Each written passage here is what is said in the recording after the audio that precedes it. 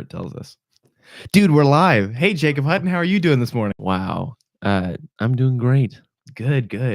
I gotta say my little intro.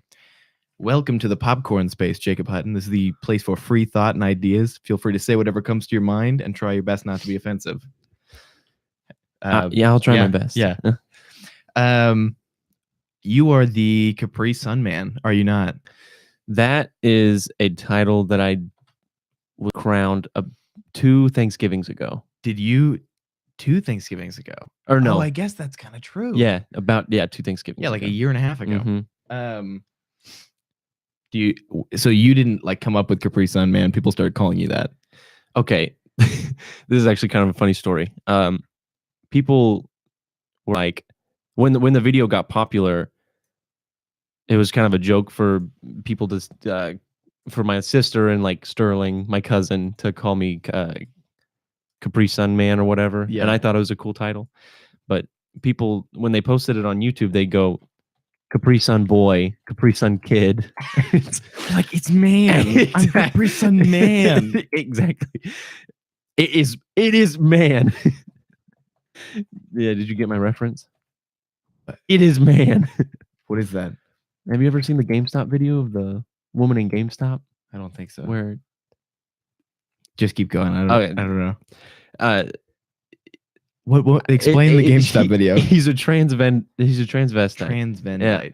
And apparently he was misgendered, and the internet freaked out about it because he was just so overbearingly masculine when he was saying "it is ma'am."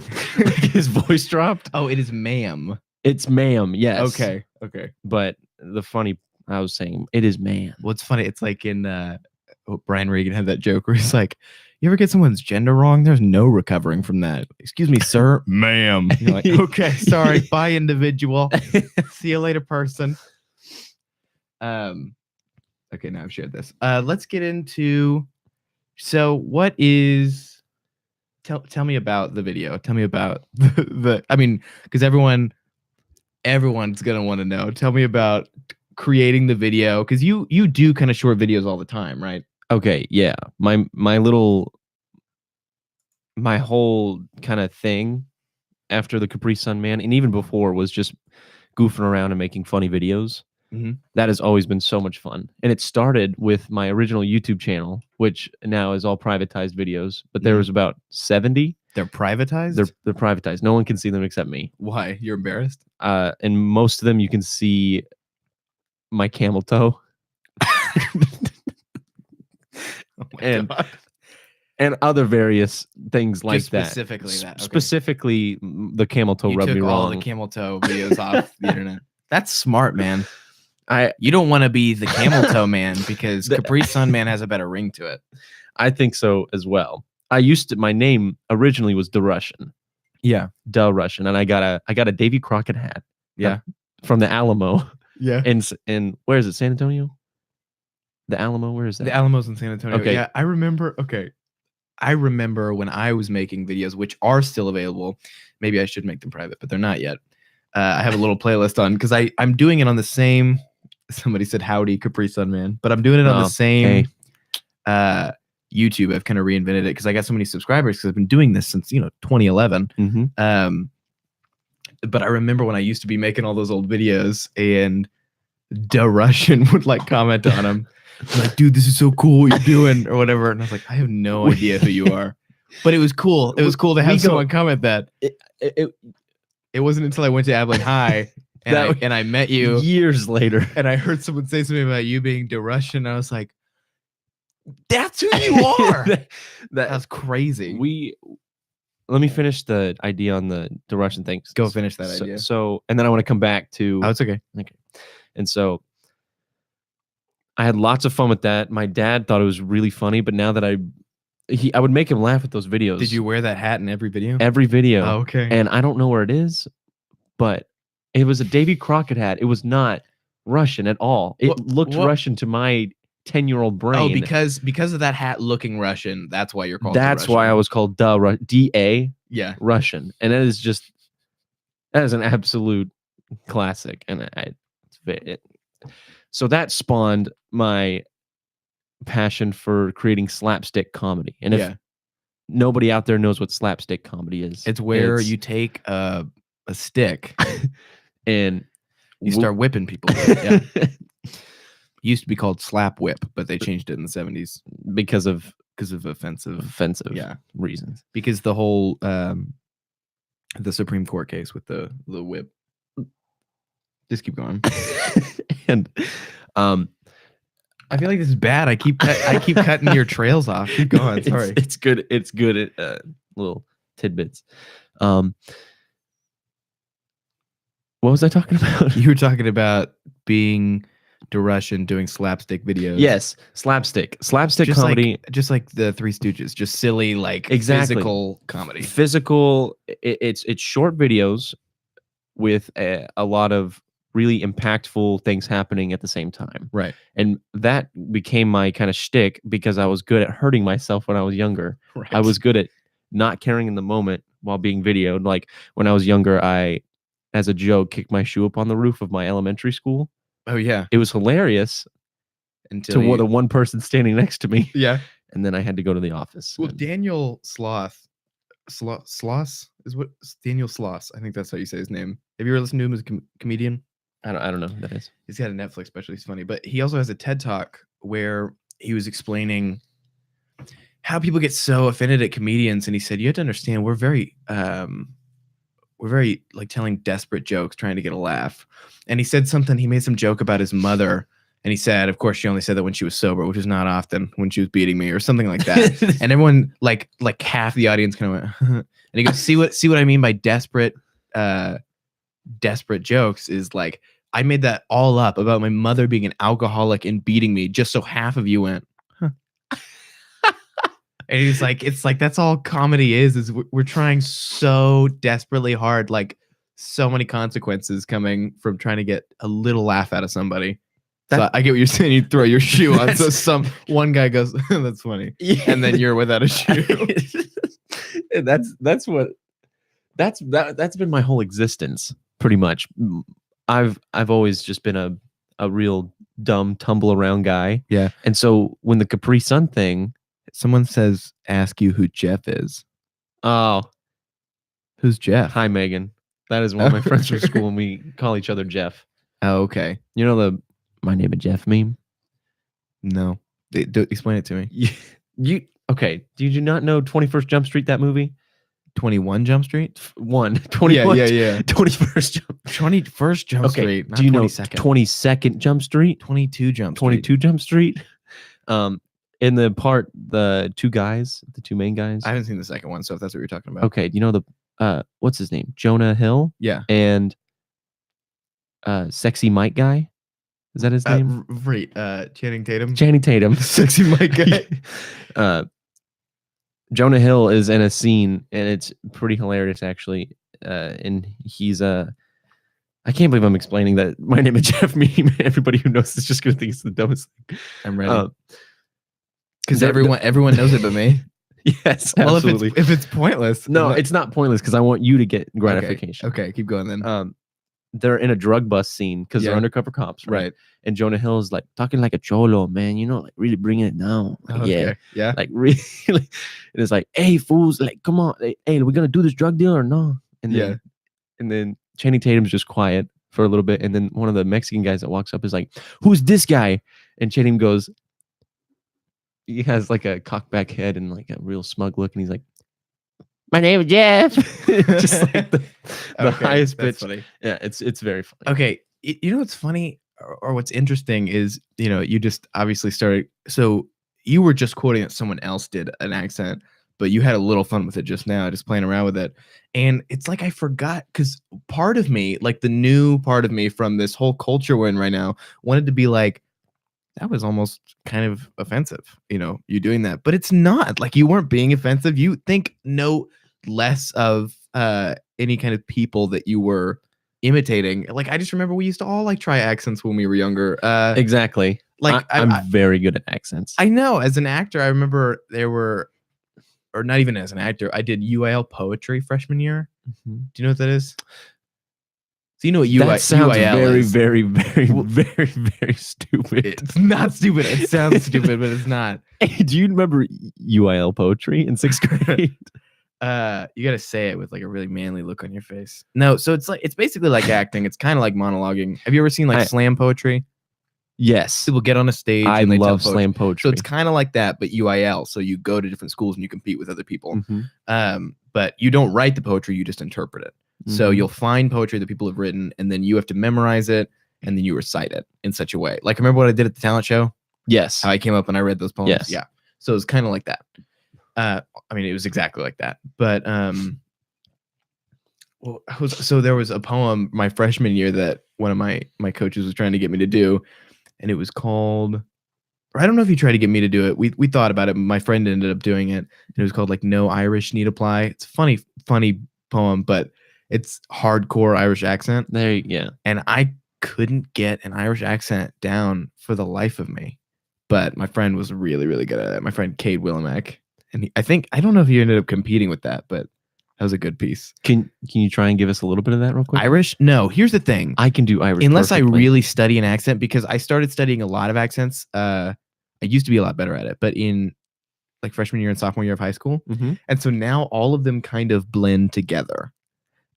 So I'll try to do some Hispanic accent and it starts sounding British, and I try to do a German accent and then it sounds like Irish. Like it all sounds the same. It starts just going down the British line. Yeah, they just start throwing Yeah. together.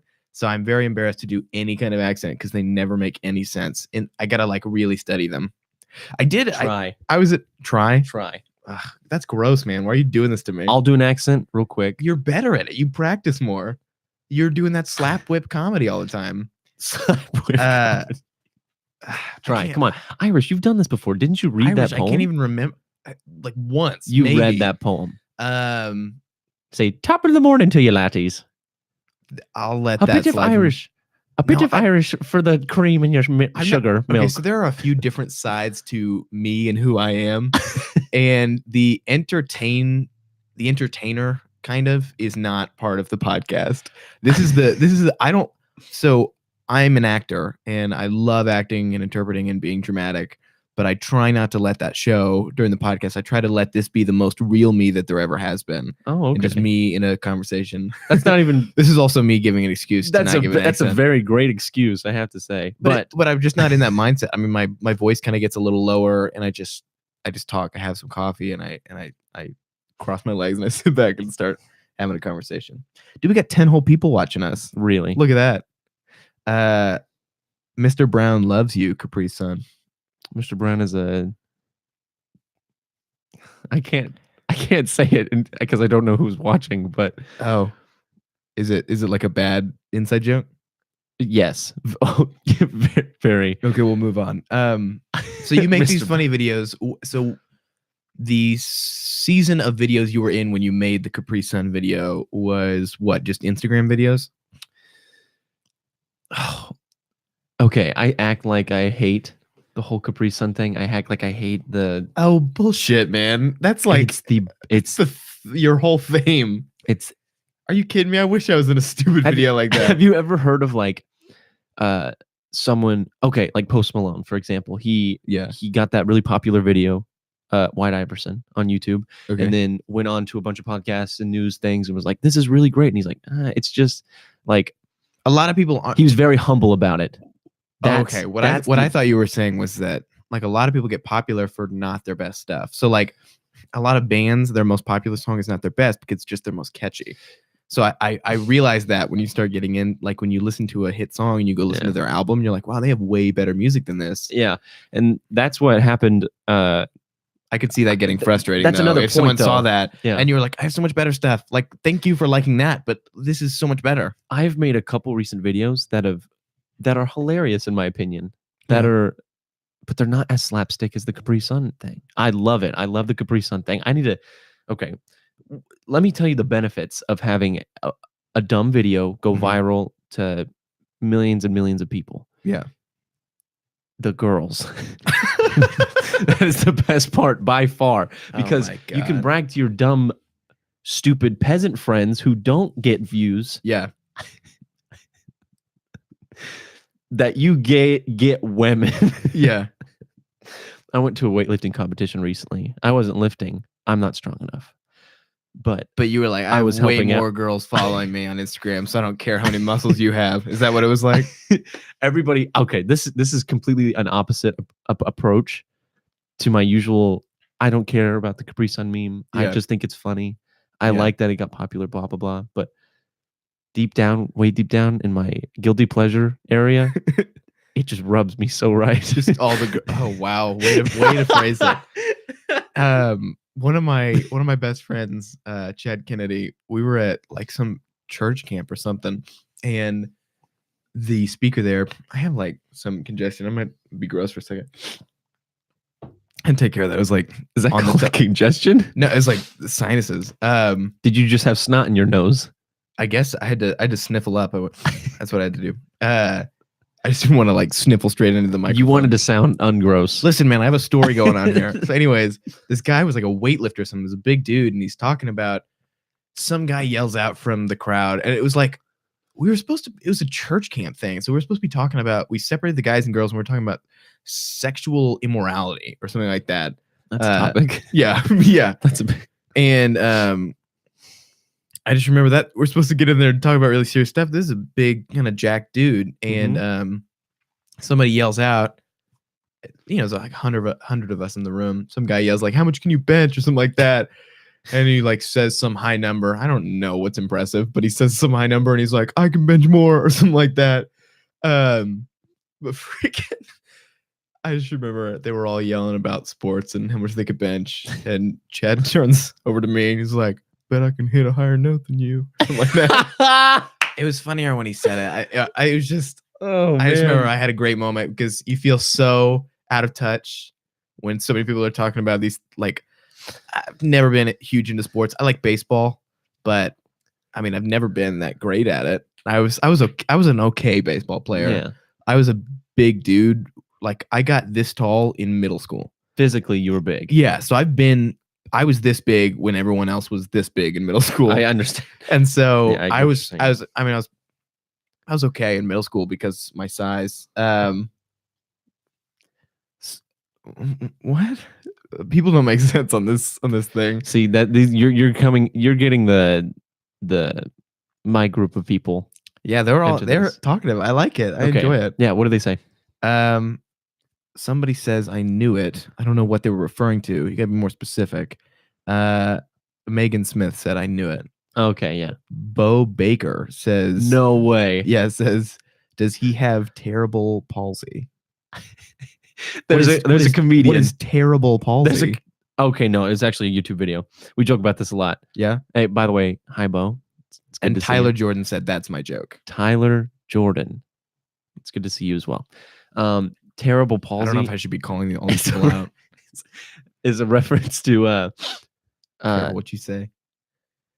Is a reference to a video where he's making fun of a guy that just feels terrible, but his name Palsy. So he's like, my name's Palsy, and I just feel terrible. Yeah. The doctor said I'm just terrible palsy or something like that. It was really funny. It was they set it up really well. They were it's funny how people get offended on behalf of other people, and I think that's so stupid.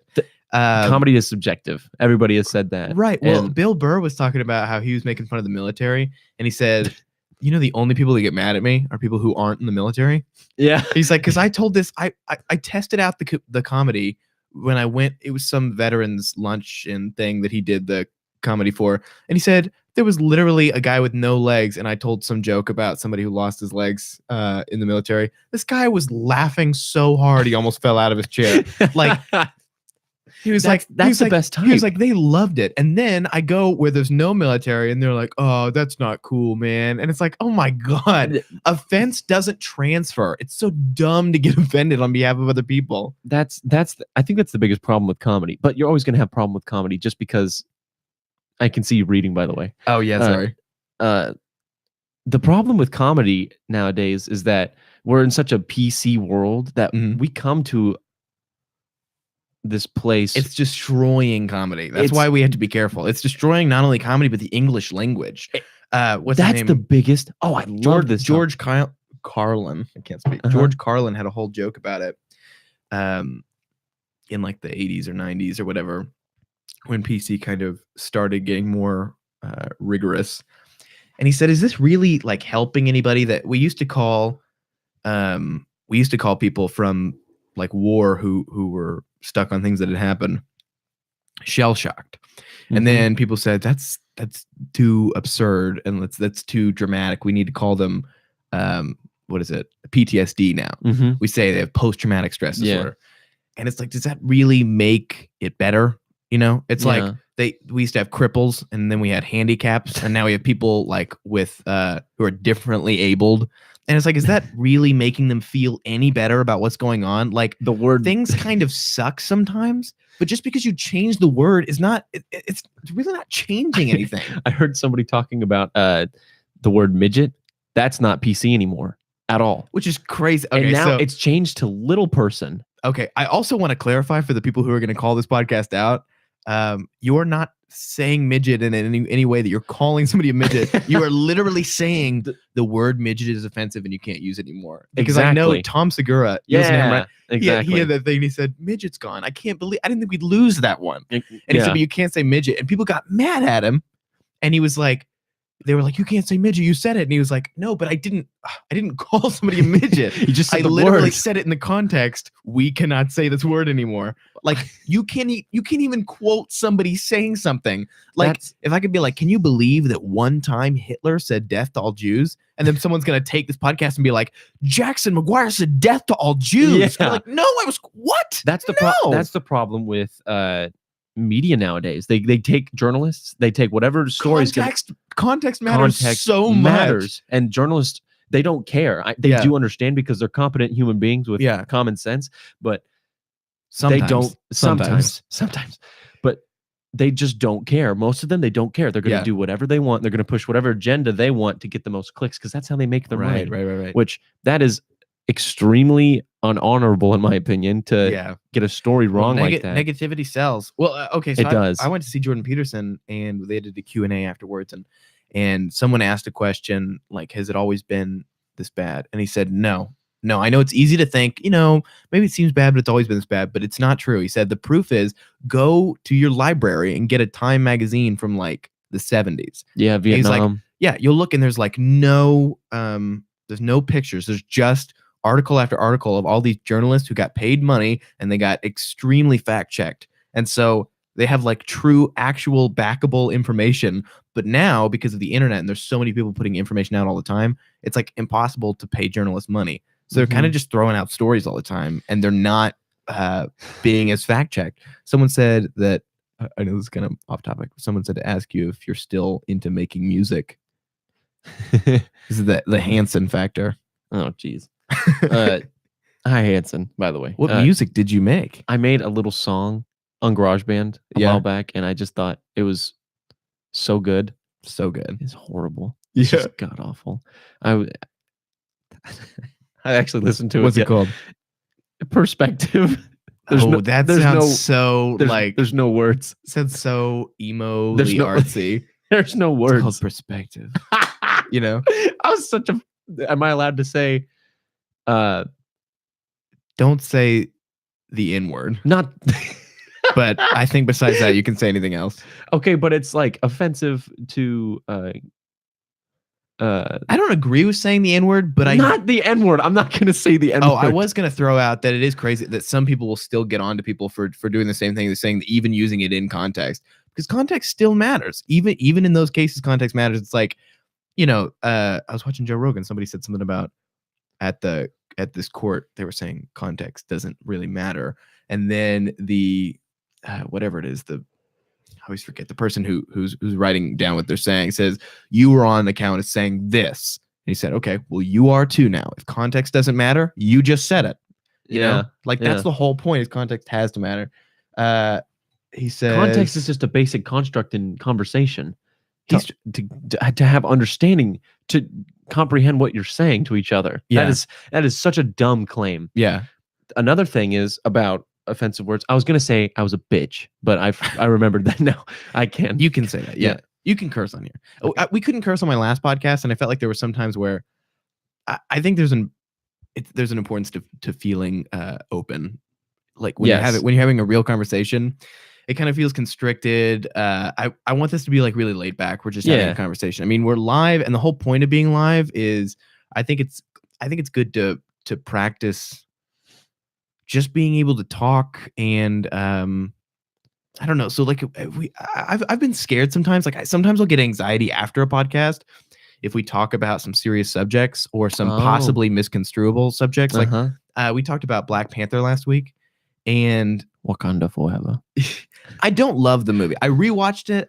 It's a good movie because before I was almost thinking it wasn't very good at all. But I rewatched it. It's a good movie. It is a I don't think it should have been voted Best Picture. I don't even think it was nearly the best Marvel movie. Yes. But there were things that I said. I don't really want to get into it again because I've already had 2 podcasts where we talk about it. But I'm not racist, but I get scared sometimes that I'll say something that'll be misconstrued as me being racist.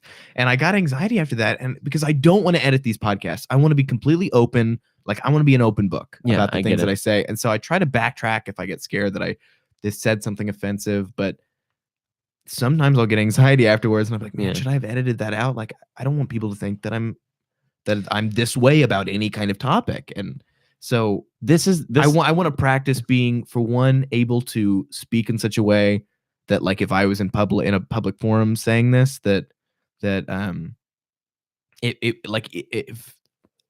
would be able to account and be held accountable for what I'm saying. Of course. And so if I say something that is misconstrued, I could come back and be like, well, that's not how I meant it. And I say in the beginning, we try not to be offensive, but we also are trying to think. We're coming up with ideas on the spot. We didn't pre-write this. I'm just talking to you. Exactly. And that's the biggest thing nowadays that I think people have trouble with. It's language. Yeah. The way you use it, the context that is not usually appreciated behind it. And this also applies to slurs and words of that nature. Hey, I'm going to cut you off real quick. Someone asked us to talk about something. I'm not going to tell you what it is yet, but I for the sake of the person watching, I'm going to write it down so we talk about it in a minute. Okay. You keep going. Who was it, by the way? Dino Mama Holloway. I don't know who that is. Hi, Dino Mama Holloway. One of my favorite YouTubers talked about this, and he is very anti-PC. He is all about shock factor and who's the YouTuber? iDubbbz. Oh, you have the guy that's on your jacket or whatever. That's Ethan Klein. But I'm talking about. I really don't know. It's okay. He's extremely anti-PC. He says racial slurs all the time. But it gets scary because sometimes they're, not to cut you off, but sometimes there are things like, I made this whole video, or I wrote, it's Mo, like said like Mo, not Ma. Okay, it's they really wanted to clarify that it's Dino Momo.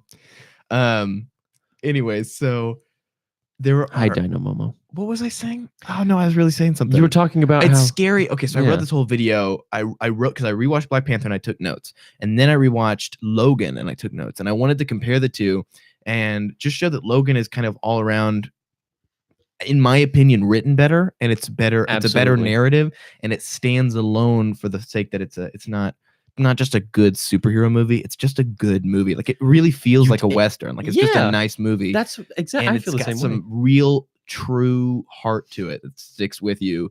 And I kind of wanted to do that as a video comparison. I was talking to somebody about it. They're like, I agree with you. I don't think you should make the video. And I was like, why? And they're like, because people are going to think that you're racist or you're like a white supremacist. I'm like, but I'm not. Why would they think that for me doing these 2 comparison videos? And they said, because a lot of white supremacists make videos like that. And I was like, well, that sucks. What do they just steal the genre from me to review movies that have to do with any kind of race? I'm not going to compare them on the topic of race. If Logan was written the exact same way, but instead of Hugh Jackman, it was what's the Neil deGrasse Tyson Elba or whatever. That's the guy who plays Heimdall in the Creed guy. No, that's Michael B. Jordan. I think I know who I'm saying. Heimdall? Oh, you're talking about the sword guy. Yeah, the big guy. I'm just saying. That would If be- some cool black Yeah. guy played Logan, it would still be a great movie. Exactly. And if I he had- acted the same way and I had everything. no way when I was taking notes said anything about the race of the people. That had nothing to Exactly. do with the quality of the movie. That's the saddest part about you're not able to share your opinion. And so I am afraid to make that video. So I took notes, and so I feel like that probably make me a better understander of movie making. Probably make me a better understander. So it probably helped. That's ironic, but it probably helped. It probably helped me in a few ways just to take notes on stuff. But it's sad because I really want to. I don't know. I worked to watch those two and take notes, and I really wanted to share that. But I'm scared to say certain stuff because people are slowly. You might want to bring the mic a little bit closer to you, but people are slowly more and more trying to take away free speech by they're like that's there's my free biggest speech, but we're also going to condemn you forever. It's like, what? That's not. We need to be able to think. Like sometimes, here's the thing: if freedom of speech is here and we need to be able to think, sometimes we're going to say stuff offensive and we don't mean it. We're just trying to figure out this crazy thing called life, and we're going to misstep a little bit. So you can't hold every single person to every last dot, I guess. And there has to be some room for error. And this is the opposite extreme of that one with the guy I was talking about, iDubbbz. He explains on a series called Content Cop that he makes on YouTube. They're very popular. Oh, I've seen those. Yeah. A few of them. One on Tana Mongeau. Tana Mongeau. People like making fun of her last name. Oh, okay. Subscribe to Keemstar. You know what that is, right? Yes. Subscribe to. Oh my god, that's so bad. Okay. He was talking about how she was ridiculing him for using the N-word. Right. And his whole idea to make that video on her was that she said it in the past. Yeah. But he's saying, and she was calling him racist and saying he should break both of his legs because he's a racist for saying that word. And he was saying, no, he was basically saying, no, that's not fair because you don't know what's inside my heart. I'm saying it because in his opinion, all of the racial slurs are okay or none of them okay. He says, we are colossally stupid to hold the N-word at this high standard and not zipperhead, or do you know what that one is? Or, no, I've never heard of that one. Zipperhead is what the U.S. soldiers used to call the Japanese when they would run over their heads with tanks. Christ. It's horrible. And this one colossally high N-word that I'm not even saying because I don't want to get in trouble myself. But yeah, you're not going to get in trouble for saying zipperhead. Yeah, I've never even heard that. Exactly. And it's got such a horrible background, just like, slavery. I don't really have any desire to say the N-word. So that's it's poison nowadays. One of the big reasons I don't say it. It's also poison. I don't know. I'm not really into the whole theme of it. I don't know. I do know that there are black friends of mine. It's funny. Those are the people who care the least about people saying the N-word. That's the stigma with every group in my of people. Experience. I don't want to just call people out for what they think because I don't want to misquote anybody. But there's a mutual friend of ours that I noticed he talks about it a lot, and he's like, I really don't care what people say. Like, what am I going to fight someone for for an utterance that comes out of their face? Like, what do I care? Is that mutual friend? Yeah, I don't want to say his name. We can move on from it. I'll tell you later. I just don't want to throw them out on the podcast for anything that's even kind of controversial. But yeah, that's it. I do think it gives it power. I mean, when they were doing that thing where they rewrote or were thinking about rewriting Huck Finn to change all the N-words to slave instead, and it's like, oh wow, you're changing classic literature. Yeah. Okay, I'm going to read this. I haven't even read it, but I'm just going to say it out loud. Okay. Someone says, I think the reason the N-word is held so highly as a bad slur is solely due to its use by whites during slavery and even post-slavery into the segregation and civil rights era and even into... Okay. See, I don't necessarily agree. I see what he's saying. I do see as well. But there's a lot of words that have been used negatively, and to think that I think it's almost okay. I have no interest in saying the N-word, truly, and I don't say it. But I think it's almost offensive for us to say that you can't say the N-word, certainly not around African Americans. I'm like, that's like offensive to African Americans. Like they can't take it. Yeah. Like there's no word that you can say in front of me that's going to make me sad, angry, or want to fight you or want to leave. Like there's nothing you could say to me because I'm a human being that doesn't care, man. You know, like It's say what you want. And yeah. so I think it's kind of it's kind of weird for us to be like, hey, don't say that to him. He can't take it. It's you know, this is what it comes down to. They're either all okay or none of them right? are okay. I agree with that completely. And what he said just a second ago, I mean, you could preference that from any word that is a racial slur or just a slur in general. Like, I certainly haven't heard a good argument against all is okay or none is okay. Okay, so I said I agree with you completely, but I haven't really heard a good argument against it. The argument against that would be some are used in more extreme ways. Like you said, okay, I don't want to just keep using a word that I don't really know, but like you said about zipperhead, that's a you said it to me. It's a horrible. That's awful. The history of that word is it wasn't as used. But you know, this guy's saying because of the history of it, it shouldn't be said. But a lot of words have bad history. All of the racial slurs that are bad because of the history behind them. Right. It's the way you use them. I mean, you could say that, you know, midget doesn't have nearly as that bad of a history. Not the same. It's just, not even close. John Mulaney. People want to do it because they like being offended nowadays. Right. John Mulaney had a whole joke about the word midget, and someone said, you can't say midget. It's as bad as the N-word. And he said, first of all, that's not true. If you're comparing the badness of two words and you won't say one, that's the worst word.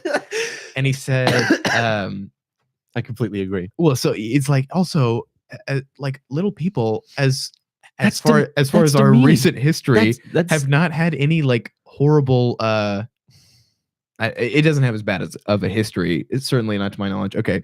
Same person comes back and says blacks used it as a term of endearment to each other before whites used it to be demeaning and hateful.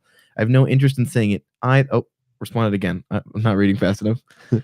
Demeaning and hateful. I have no interest in saying it either, but I think that either all or none is a good way to go. Okay, cool. Beautiful. And then he went on to say one more thing. Since we're on it, what do you guys think about white people saying the N-word while rapping a song by a black artist and getting scrutinized afterwards? I think that's totally okay for a white guy to say the N-word while rapping. Here's a few reasons. One, we've already said all or none is okay. First of all, second of all, it's not used. I don't want to say it because I'm going to get so hated on it, even if you use it in context. But the way they say it in rap songs is not the same thing as it's not hateful. Without the hard R. It's literally not the same word, and it's used like Donald Glover had this whole joke about. He's like, we call everything that. I called a seatbelt one earlier today, and I was like, man. But he's like literally saying about everything.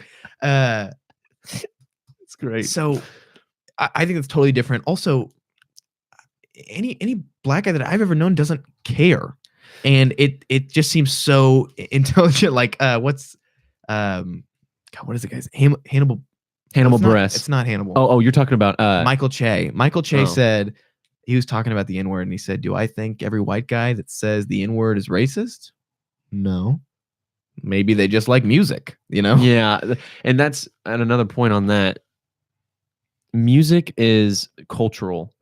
African Americans who built it up from the ground up, rap music in general, that they made that a part of their culture, and that, in my opinion, is one of the coolest things in recent years. Yeah, it's almost, you could think of it as almost like we're not going to let that word get us down. Exactly. You give things power when you say like, don't say it. Yeah, like you can't use this one. Voldemort's name has power. You know why? Because he's he who shall not be named. It's just like it's just like the word, the name of God. Like we think. Here's the thing: is the Hebrew language has no vowels, and so when translating it, because it's only been written down now, it could either be Yahweh or Jehovah, or I think it could be pronounced another way. We're not sure because it's not a direct translation, and we don't know how people said it because it was so strict about don't use the God's name in vain. If you use God's name in vain, that's a horrible sin. And so thousands of years ago, people just stopped saying it. They were like, don't use his name in vain. And they were like, okay, we're just not going to say his name. And then we're not going to risk that chance. That's So no one funny. would say it. So people haven't said it for so long. It's only been written down. So we don't even know how to say it. That's hilarious in my opinion, because But it has power. That's the whole thing, is that it has power because we've decided not to say it. every person that decides that this word is bad and this word has so much power, you're gonna have to read it to me in a second. Okay.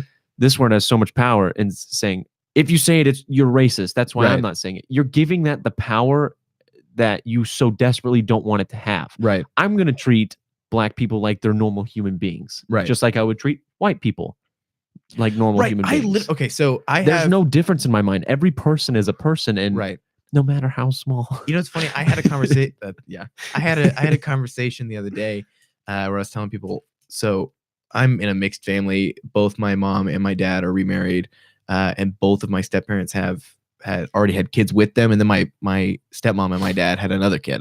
So I have like, including Lots of full siblings, half half-sies, siblings, and half-sies. step siblings. I think I have like 8 or 9 siblings, or something like that. Like a lot of them, and they go Mhm. from, the youngest one is 6, and the oldest one is, I think, 30 or 35 or something like that. Like, it's a pretty wide stretch. You got a bunch. A bunch of them, but my younger sister, who was adopted, is from Vietnam. Really? And so obviously, That's actually really cool. have you not met her? No. Oh, she's super cool. Her name's Kate. But we didn't adopt her. My stepmom adopted her before my dad got with her. But she was very young when she was adopted. So I'm pretty sure she learned to speak here. So she sounds like us. And I literally lived, when I was younger, I lived with her for so long, I would forget that she was Vietnamese. Yeah, like it's like, I'm not stupid. Like, I know that I guess I know she looks different than me, but it's almost like we learn about in psychology about this thing. What is it? Sensory adaptation. So when one thing happens for so long and our brain decides it's like irrelevant, we just tune it out. So if there's like a little buzzing noise that goes on in your room and it just happens all the time, your brain will literally, your brain will be like, hey, we know that's happening. It's not a threat. You can stop telling us. Yeah. So your ears will literally stop sending the signal. They'll be like, okay, it's irrelevant. And they'll stop sending the signal. So you'll literally stop hearing it unless it becomes relevant for some reason. Yeah. So it was kind of like that with her, because I remember sometimes people would make comments about it, and like, because I would forget if I had ever introduced her, I'd be like, this is my sister, and obviously she's adopted, but I would even forget that, and I'd be like, and I don't know, someone would say something weird like, oh, is she like your stepsister or something like that, and I'd be like, yeah, how would you? And like, I'd be like, oh yeah, she's Vietnamese. Like, I totally forget that. She's just my sister Kate. Like, I literally, I just don't see it that way, and it just makes no sense. It just feels to me the same as, some people have big ears, some people have little ears, some people have thick eyebrows, some people have thin, some people have lighter skin, and some people have darker skin. Like, it just, we're all unique and the same in our own little ways, and racism literally makes no sense to me. What sucks is, and that's what upsets me about this whole identity politics thing, that you're only as valuable as who you are, which is like racism backwards. We're just going the other way now. Yeah. And so people are like, well, as a gay woman, I can say this, and it'd be like, what? No, you can only say something based on who you are. Yeah. That's not okay. You should be able to say things because you're a person, I think the feminists are very entitled.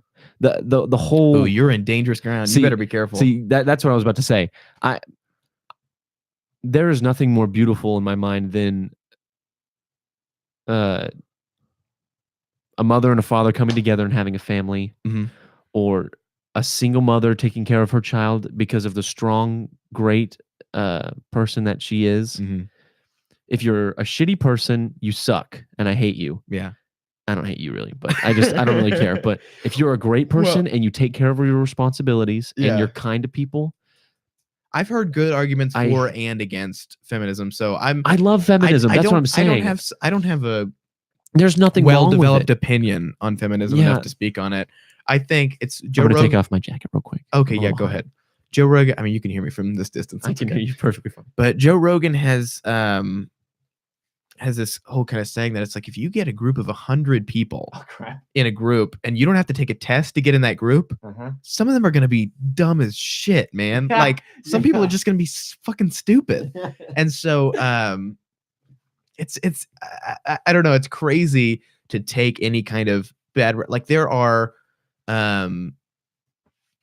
let's say vegans. There are dumb Joe Rogan said there are dumb, stupid vegans that are only vegans because Scientology didn't find them first. And you might want to scoot a little bit more this way because you're like on the very edge of the camera. But he said, but yeah, also some vegans are vegans because they don't want anything to die and they really want like are trying to do something good, and that's great. You can hear it. Oh, nice. Yeah, okay. It's just in your face a That little bit. okay, So that's I'm trying good. to turn it a little bit more. Hi. He said, so I don't know, you can't judge a group based off of an individual in the group because some Yeah. people, if you don't have to take a test to get in a group, some people are gonna be dumb. Yeah. Which I think is what you were saying about feminism. So there are some people who are doing it for the right reasons, and there's some people. Exactly. I mean, there's a lot of feminists out there, so obviously some of them are going to be dumb. And then that's the same thing with police officers. That's the same thing Right. with white people, black people. Right. I mean, when you have a group of people, there are going to be shitty people. Right. And that's just how life works. Right. And the fact that feminism has been so poorly looked upon because of the broad, horrible. Someone said, I just want to someone said, or vegans because of dietary reasons. Keep going. Sorry. I just felt like obligated to throw that in there. It sucks that those certain people ruin the whole kind of message that feminists are trying to say.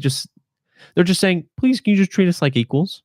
That's pretty much it. And that it sucks that they even have to ask, but that's what the whole the men work. That's the whole American 50 years ago. I do want to make a big point that a lot of people don't know about. And okay, so there's the whole argument about the gender pay gap, and so I don't know much about that. I've heard it doesn't really exist. Like it kind of does statistically, but the reason being, Jordan Peterson. If you want to know, Jordan Peterson, one of the smartest guys on the planet Earth.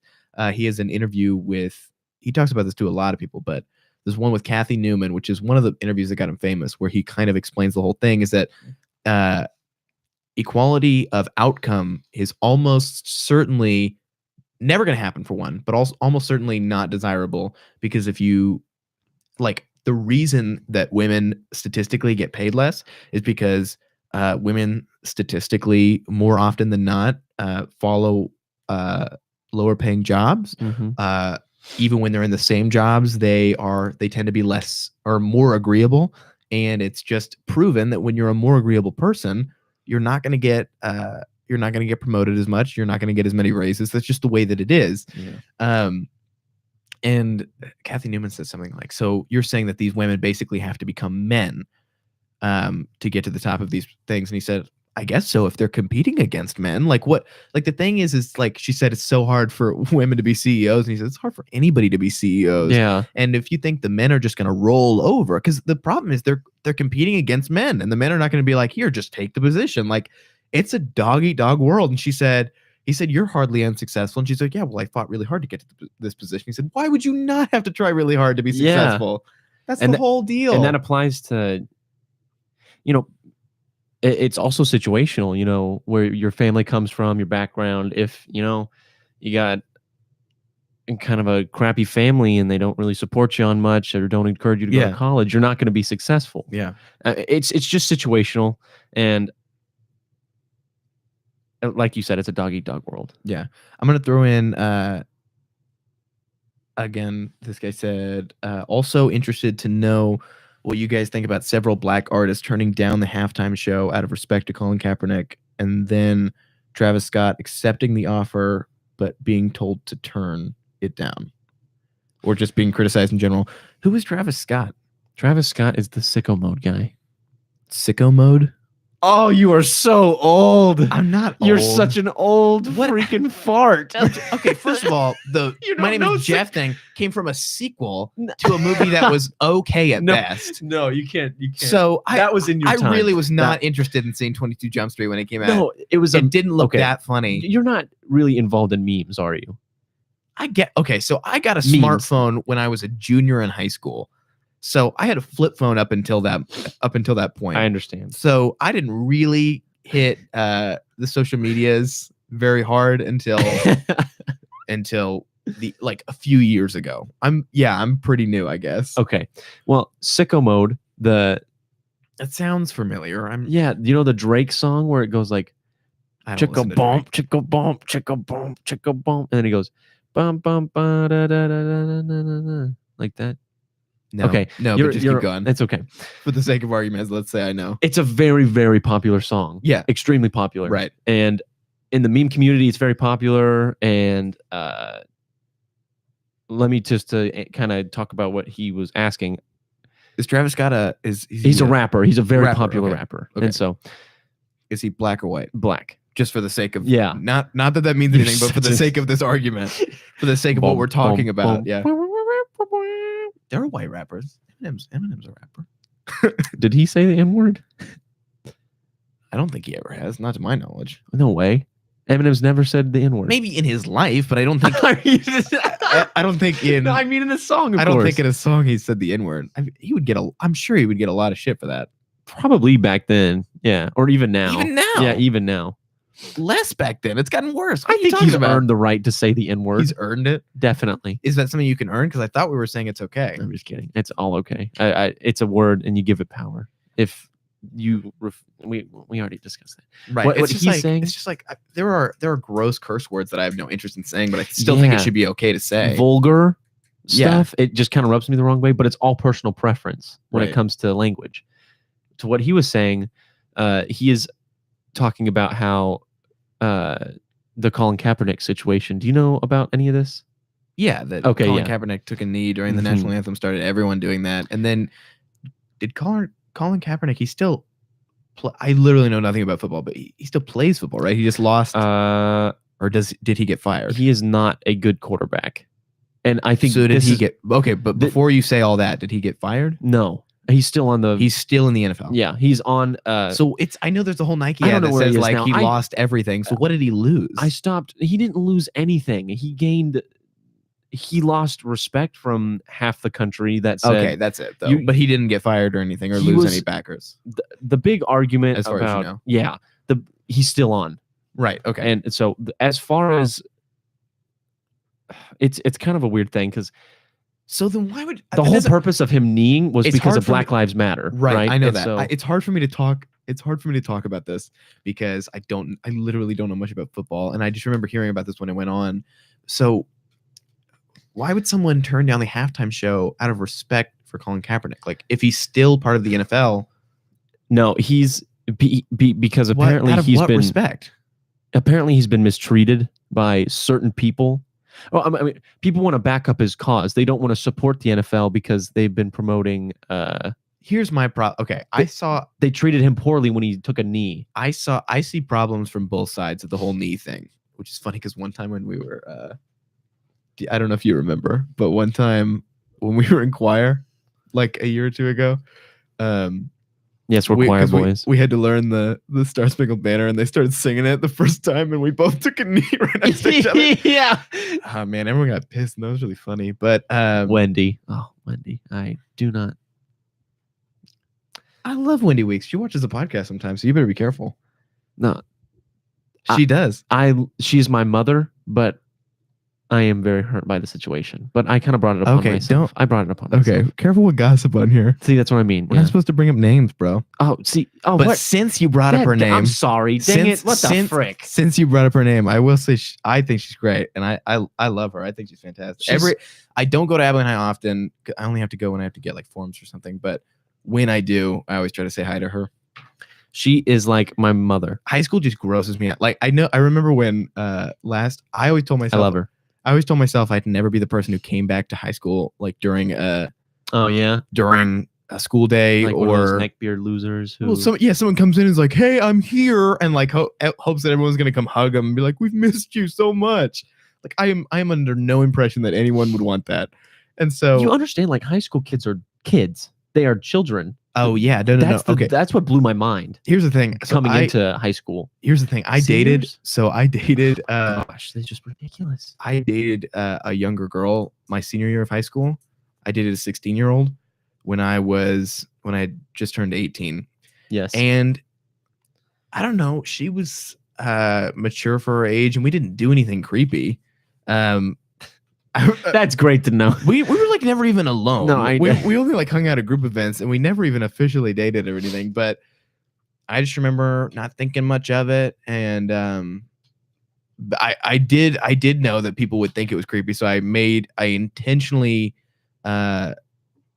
made sure that we were like not alone together ever, because I didn't want there to be a possibility of anyone saying something that I couldn't have an alibi for. So I tried to make that certain. But right after I graduated high school, I remember right after it was over, I just remember thinking, oh man, I would never want to date anybody in high school, even if I met the love of my life.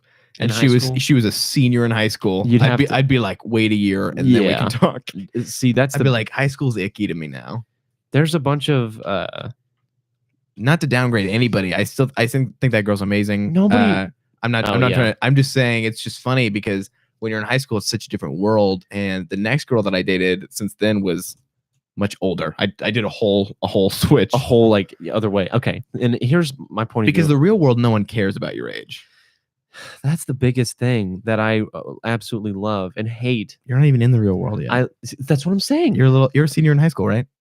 You're a junior in high school. This is the worst. Oh my God, I just realized that. This is the worst time of my life. It's the worst because you're a junior in high school? I love junior year, man. It's god awful. I've gone through things that have made me grow up. Yeah.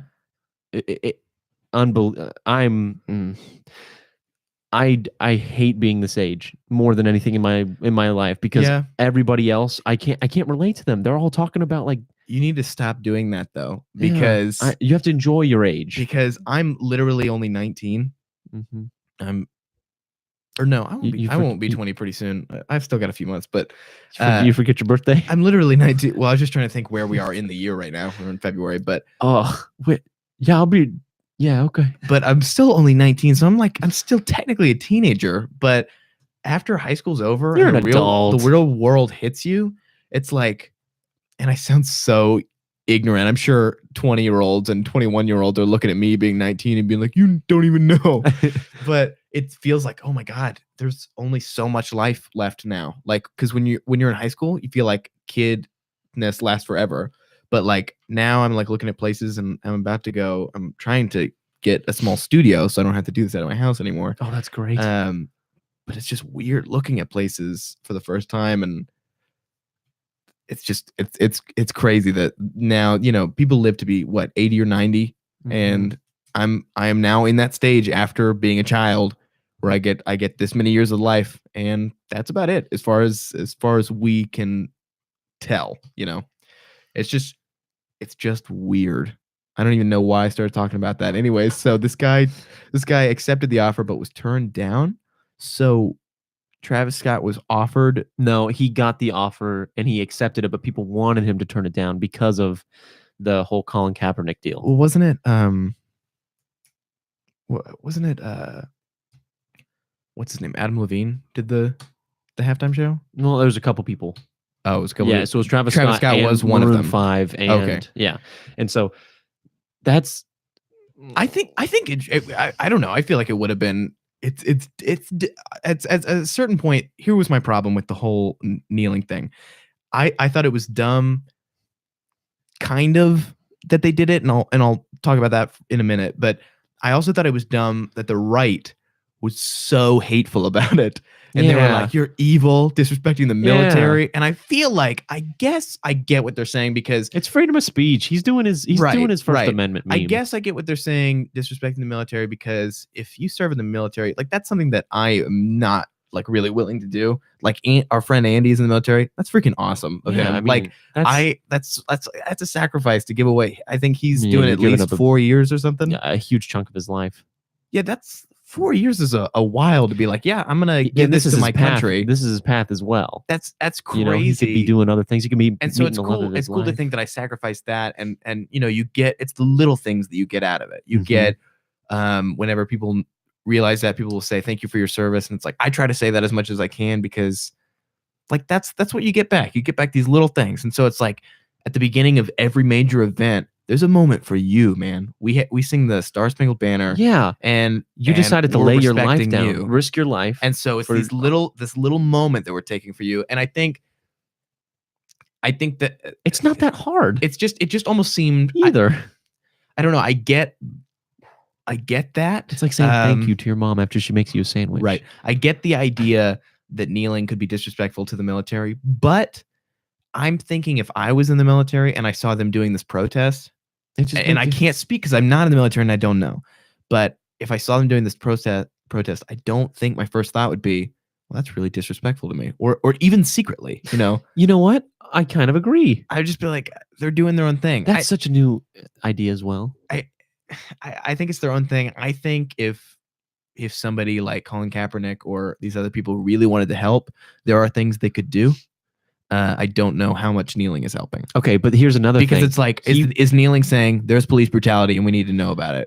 Because if that's so, we already know. You know, here's a little tidbit that changes the story. I don't think everyone kneeling is telling us any information that we don't already know. Okay, yeah. Listen to this, and that's my total ignorant opinion. He wore to a football practice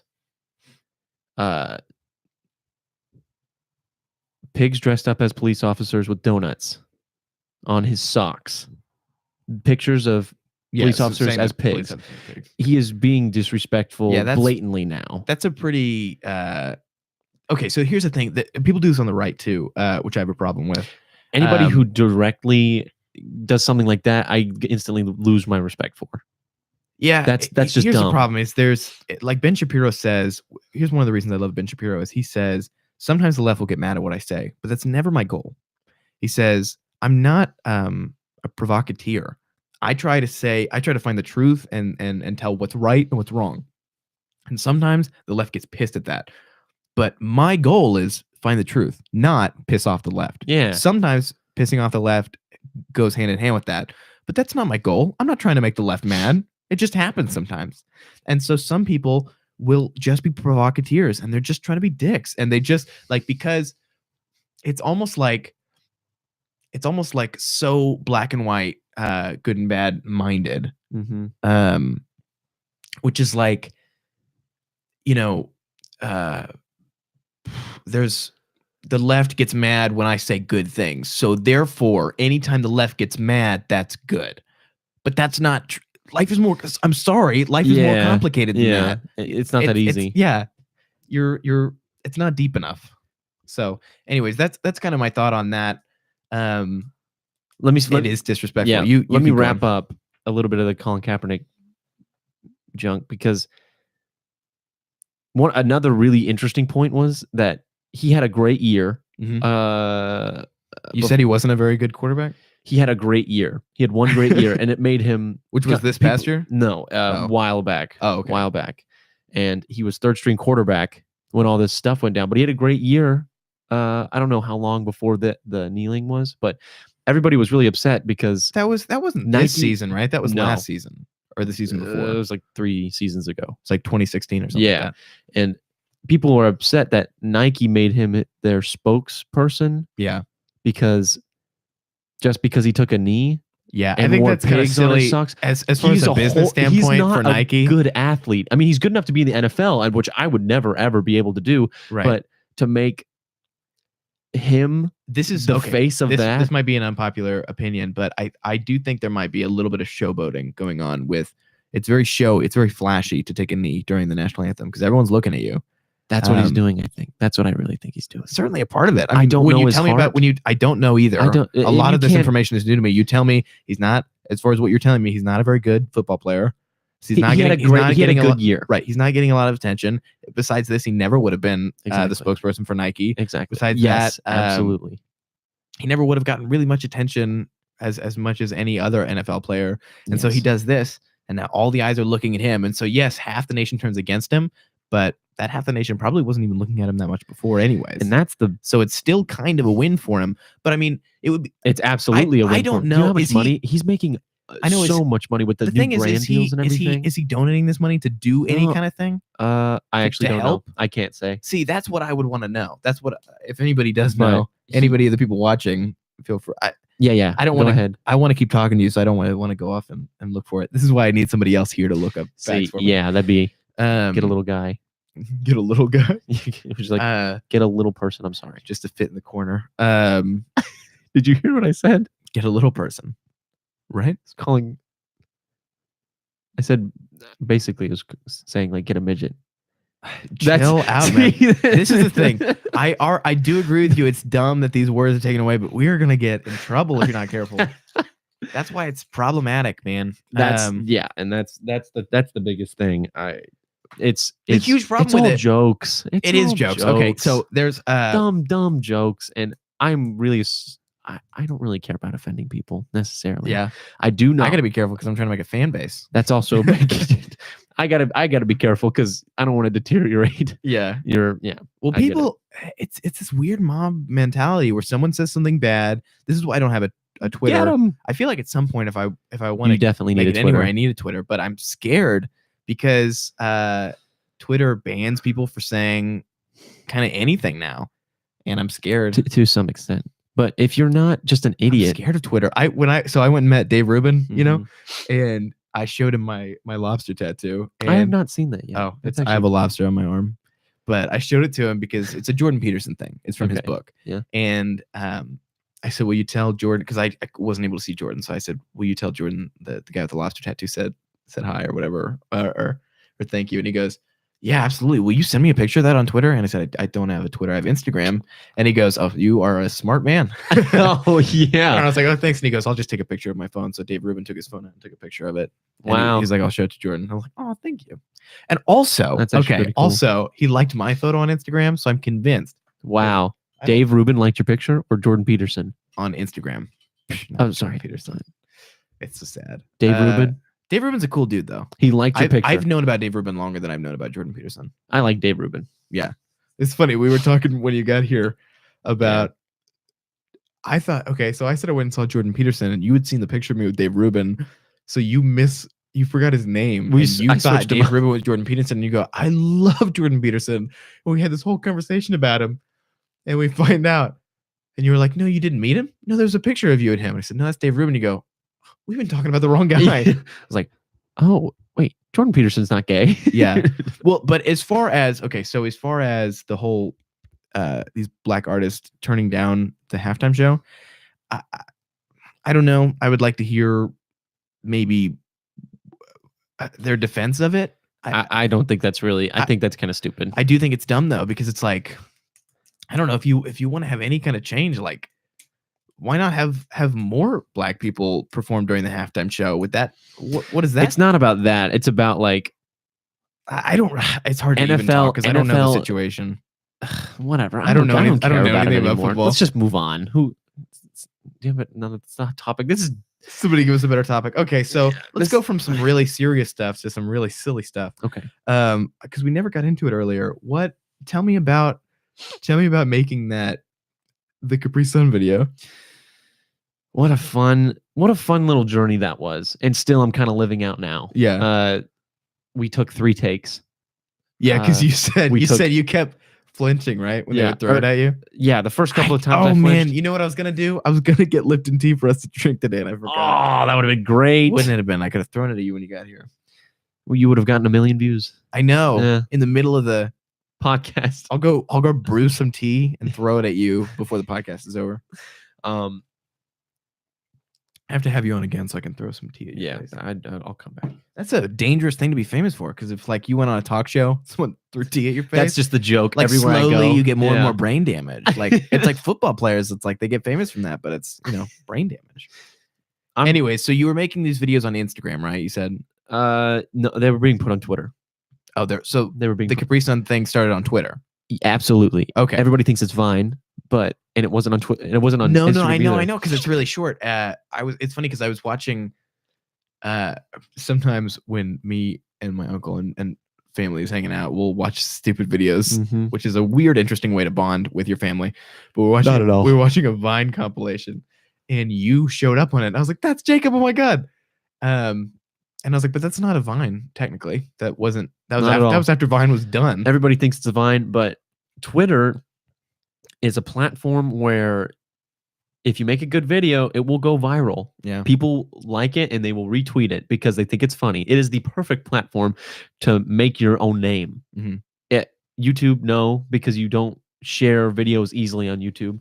Instagram, no, because I mean, Twitter has a function where you literally take that content that you create and put it on your own platform for your 500 followers to see, and then every 500 followers does that, and it's like a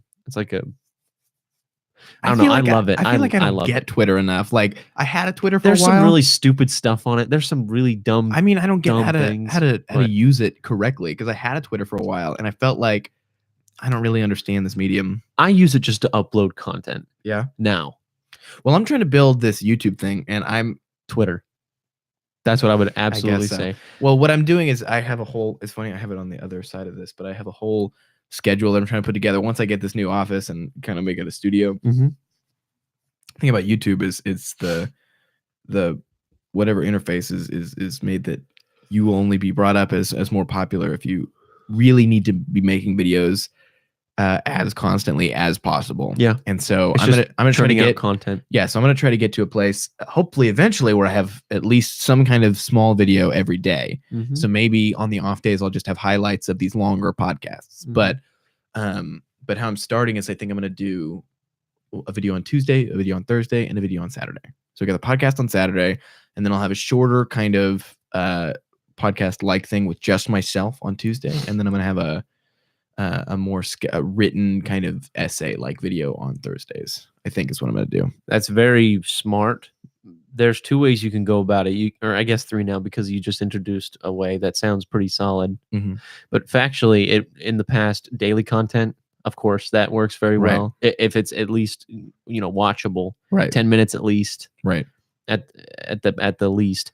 I'm glad that content is getting longer because I got scared when Vine I first came know. out. I know. I mean, I was pretty young when it happened, but I remember being like, "This is the death of people's attention spans." Well, Yeah. no one, because I remember I was making YouTube videos at that time, and I had this like 7-minute video, and I was trying to show it to someone, and they kind of watch it. It wasn't very good, but they kind of watch it because they want to be nice, and then they're No, I like, get "Okay, it. I'm not gonna watch the 7-minute video." Yeah. And you're like, 7 minutes is like nothing. Like 7 minutes is so little amount of your life. And in the but broad now scale of it like got- but like memes and everything like that, it's Yeah. like instant gratification. I know, and I think there's a big there's such a greater reward to work for something, to listen to like a long form podcast about something, or to watch a longer movie like Interstellar. Have you seen Interstellar? No. Oh, it's so good. I think it's I've like heard I've heard a lot of it's like good 3.5 things. hours, but I didn't even realize that until after I'd seen it, like after it was over. Really? And I was like, oh my gosh, this was 3.5 Well, I've seen hours. parts of it, Like it you was know. just so I good. just didn't understand it. And I just worked for it. It's just, it's a great movie. You don't understand it? I watched some of it in the parts. I was it's just so like, good. what in the world is happening? I know when he goes into like the black hole at the very end and like Yeah. he talks to his daughter through like apparently I mean, there are some time- kind of confusing aspects to it, I guess. But that is what are you talking? That's crazy. He's tapping on like a. How does she know? It's a watch. It's just a watch. no, that part didn't really make much sense, I guess. That didn't make any sense. right. I walked in. I was like, this is Interstellar. I was like, oh, cool. It's the ending. I'm like, I'm probably never gonna What's watch it. kind of cool about that is CinemaSins did a. Do you ever watch that? I love cinema. Okay, so CinemaSins did a thing about. I showed your cousin Sterling CinemaSins for the first time, like literally 2 months ago. Really? And he was like, "What is this? This is funny." And Yeah. I was like, "Yeah, they have this for like every movie." And Yeah. he was like, "This is awesome." And I was like, "Where have you been for 5 years?" Anyways, no, but CinemaSins does everything wrong with Interstellar, but they have Neil deGrasse Tyson there fact checking. Oh yes, I know that freaking video. It's hilarious. And so it's funny because he's like, "Yeah, a lot of this is actually accurate." And you're like, oh, that's weird, or like at least theoretically accurate, Yeah, and that's what they did because with. we can't really know because we've never been to the moon.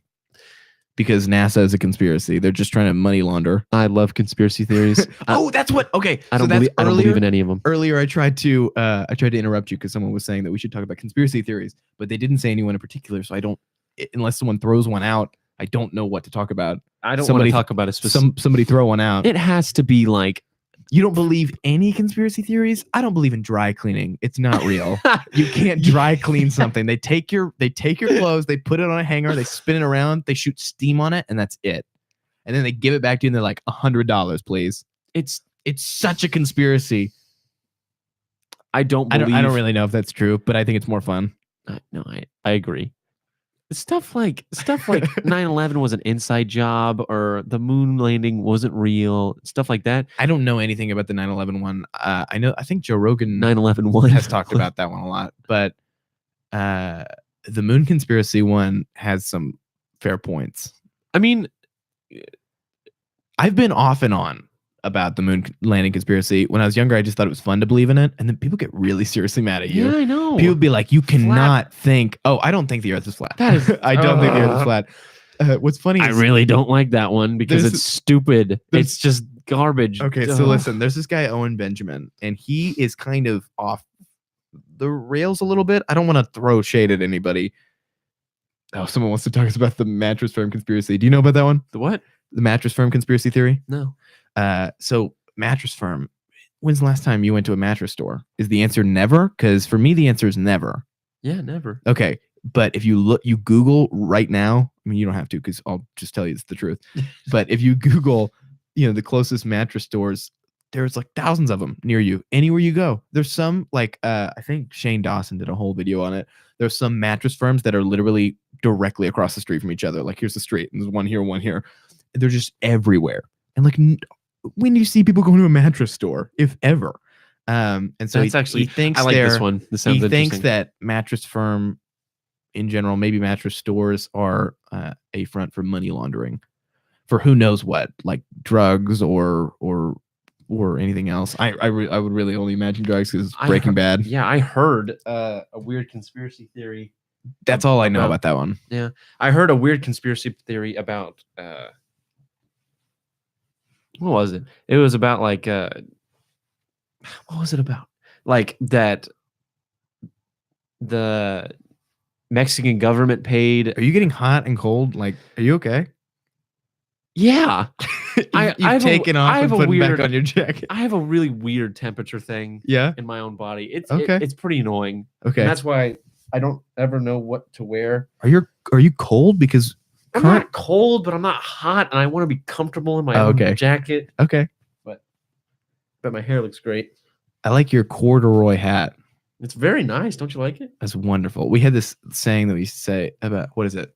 Clothing brand. Well, obviously it didn't work because what was it? It was something Cortex because it was corduroy Texas hat. We remembered Cortex. Damn, I don't remember. The mnemonic device didn't work at all. I just remember it was Cortex. Oh no, because it's something about in your brain. The cortex is where you make it's critical thinking because the guy wearing his corduroy Texas hat is standing in the middle of his field wondering what he needs to plant or something like that, and he's critically thinking about it, something like that. That's what your cortex. I think that's exactly what it is. Let's hope that's true. I don't want to leave this Owen Benjamin thing hanging because he's got a lot of negativity associated with him. His whole thing has kind of become a weird cult. He used to be. What? I mean, I guess he still is technically a comedian, Owen Benjamin. I don't know. And watch some of his old stuff. It's pretty funny. And then he went on Joe Rogan, and then he went on Dave Rubin, and I started learning about him that way. And he's a pretty funny, very smart guy. And then he started making all these live videos on YouTube because he got kicked off Twitter for being a little offensive. And it seemed like he was kind of becoming a provocateur. And now he does these live streams like every day. Like you can go watch him every night. Mm-hmm. And he's just kind of crazy. Like he's so into the moon landing conspiracy. He talks about it like every 5 minutes. And I don't know. He's just kind of insane. And he's got basically you can't comment on his live streams unless you are part of. You have to donate like a small. Yeah. I think it can be any amount of money. Like you could donate a few cents, or you could donate a few dollars, but then you become part of the group, and they're called the Unbearables. And so your little group name has to be This is something stupid. bear. Yeah. And then you can comment on the live stream. And so it's like a weird little community, and he like will ban you if you like offend him in any way. But it's weird because he's like super for free speech. But if you say something that's kind of like, "Hey, Owen, you're going a little too far," he'll be like, "Okay, you're banned forever." Like it's crazy. And he's kind of funny, but he's also like a little insane. And I think he's kind of a provocateur, which upsets me. It's hard for me to get into provocateurs because after a while you just feel the hate, and you're like, ugh, you're in this for the wrong reasons, you know. That's so. When it comes to like, I love the concept of madness. That word and what it means. Madness. Like, think about what it would be like to be inside of a mind where they can't understand basic human cognition. Is that what madness is? Well, okay. Let's see. Alexa, define madness. Wait, do you actually have an Alexa dot? The noun madness is usually defined as the state of being mad, insanity. That didn't really help. Okay, insane. Let's go off of that. Being insane would mean not being able to perceive reality in a I gotta Google this because in a regular way. Is that what it is? I don't know. I'm gonna Google it, buddy. You just riff for a second about insanity. I love that whole concept of thinking about what creates insanity, what can break the human psyche, and this is extreme foolishness or irrationality or the state of being seriously mentally ill. It's not irrationality. It's not giving me irrational. Yeah. What did you say that kind of made me question it? You said madness, not being able to perceive, not being able to understand basic human cognition. Which that's not explain that basic human cognition. So you can't perceive the world as it truly is. As it truly is, I guess. That wasn't a good description. I don't think the first whatever, but I don't know if it's wrong. I just feel it's just a weird way to phrase it. I know. Yeah. But I think it's interesting to try and wrap your mind around. I just love psychology. I like to understand why people. Marie says Capri Sun Man with a bunch of exclamation points. Marie Hutton. Oh, hi. That's my sister. Yeah. I assumed you'd know because that's your sister. You said it. Marie, you said it like you've never heard that human name before. I just Marie, is that a dog? No, that's a human name. Also happens to be your sister. Hi, Marie. Anyway, I just think it's so cool delving into a it's not a very clear thought, but I don't know. I just love the character Joker in Batman, right? Yeah, Arkham Knight there's a sublime beauty. He's a nihilist. Insanity and darkness. It's dangerous to mess with it though. That's why Breaking Bad is so much fun to watch. I know. It's very consuming, so you got to be careful with it. Their relationship, Batman's and Joker's relationship. I know this is extremely off topic, but I've just been kind of thinking about this for a couple days. The relationship is Joker trying to break Batman, trying to get Batman to kill Joker, but at the same time, Joker. You're talking about specifically the movie The Dark Knight. No, I'm talking about because Arkham Knight. The game series. I don't know about that one. But that's their whole character. And any series where Batman and Joker are fighting, it's always Joker trying to break Batman, but his overall sense of justice and strength that can never kill Joker. It's just a constant loop. It's like yin and yang. Yeah. And I love that. Dude, I'm a fan of the ideology behind yin and yang. Me too. Do you know anything about like the Taoist religion? No. Oh, okay. But I like the thought of there's a balance in the world between good and evil. Right. So there's an idea. Well, okay. Okay. So I don't know how much this diverges from the Taoist belief, but yin is chaos and yang is order. And so in between both of them, that is true goodness, and that's where God is found, is the balance between. God is the balance between yin and yang, finding some kind of harmony in between order and chaos. Because the idea is if you go too far on either direction, you'll find it's opposite, but like the worst kind of its opposite. So it's like you go too far in order, and you find things like let's just imagine like OCD, like structure. You get like crazy because you want things structured. Now this isn't perfectly centered. Someone is gonna in my family is gonna be hurt if I don't turn the light off perfectly, like perfectly structurally as well as it should be. Mhm. And it's like that's when order becomes chaotic because you go too far. And so it's like the idea of the serpent in paradise. So Adam and Eve, and there even in paradise there was the serpent that tempted them, because there's always a little bit of chaos even within order. That's the little dot, right? In the middle. The little dot Yeah. on either side, Mhm. yeah. And it goes the same way with chaos. You'll find a certain amount of order in complete chaos. There's a way of that things go through all that chaos. So the thing Mhm. is, you have to find the center between them. And so it kind of goes, it's funny, there's a lot of religions that have similar ideology. So you find like in Christianity, they say, narrow is the road to the path to righteousness or whatever. And so Mhm. that's kind of the Taoist thing. They talk about narrow is the path to righteousness. It's the narrow road between yin and yang Mhm. is God, And so it's very similar in my opinion from what I've studied, to that same idea of Christianity between yin and yang. I'm sorry, I'm just a sucker for that. I love it's just a beautiful idea, and I think it can help people to. It's like a map almost, and it's like a map for everything. And so I think it can really help people out to understand that ideology and apply it to their own lives. And so I'm a huge fan of it. So I just got off on a tangent because No. when people mention yin and yang, I perk up. I love it, but here's an interesting idea about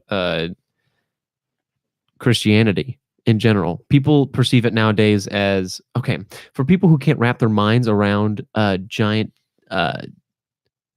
deity or a singular entity that is all powerful. Mhm. For people who can't wrap their minds around that, I've thought about this so much. The fruits of the Spirit and what the Bible teaches, you can take a lot away from it that will lead you to have a successful life. Yeah. You don't have to believe in spirits. You don't have to believe in any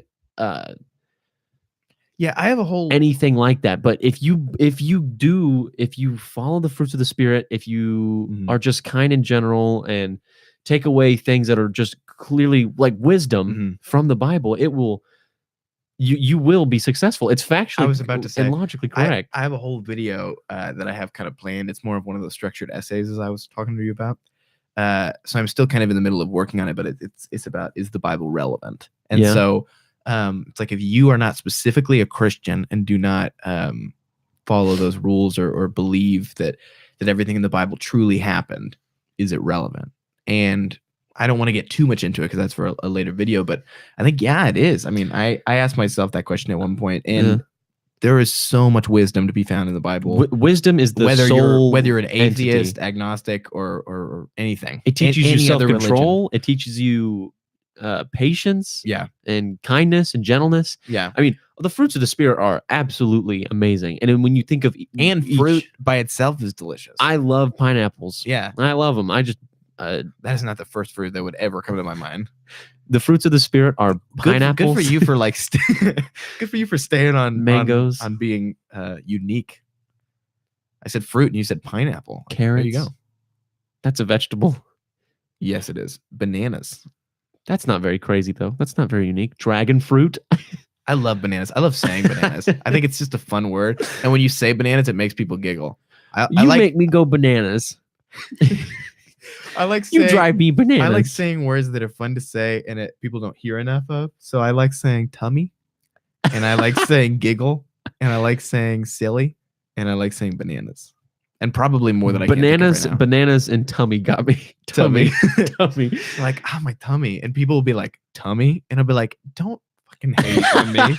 Yeah, tummy. I said tummy. Right. What of it? Wait, what's another word? I'm actually really intrigued in this now. I don't even care about God anymore. Okay. I got you with these words. Maybe God is found in these silly words. That is laughter. Yeah. Is one of the most pure sources of joy. Well, laughter is in my experience. Laughter is just a physical manifestation of connectivity, I think. Because we're all kind of the same, and we all came from the same place, and so we're all connected. And when we nurture that connection, laughter is just this manifestation that is the product of it. It's an instant it's like- reaction. It's like when I say a joke, here's the thing is you're not going to laugh unless you get it. And what does get it mean? You understand it. And You we're- feel we're connected connected, to yeah. me.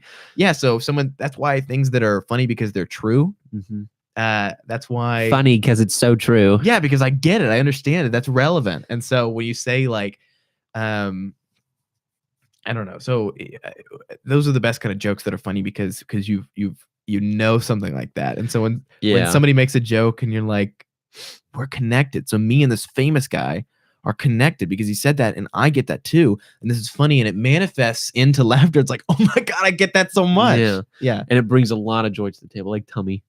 Like tummy. Tummy. I love that word now. Because it Jeez. feels I haven't heard it that just makes me feel good inside. in years. That's hilarious. I think love that. it's maybe too overboard, but sometimes I say sawi and stuff like that.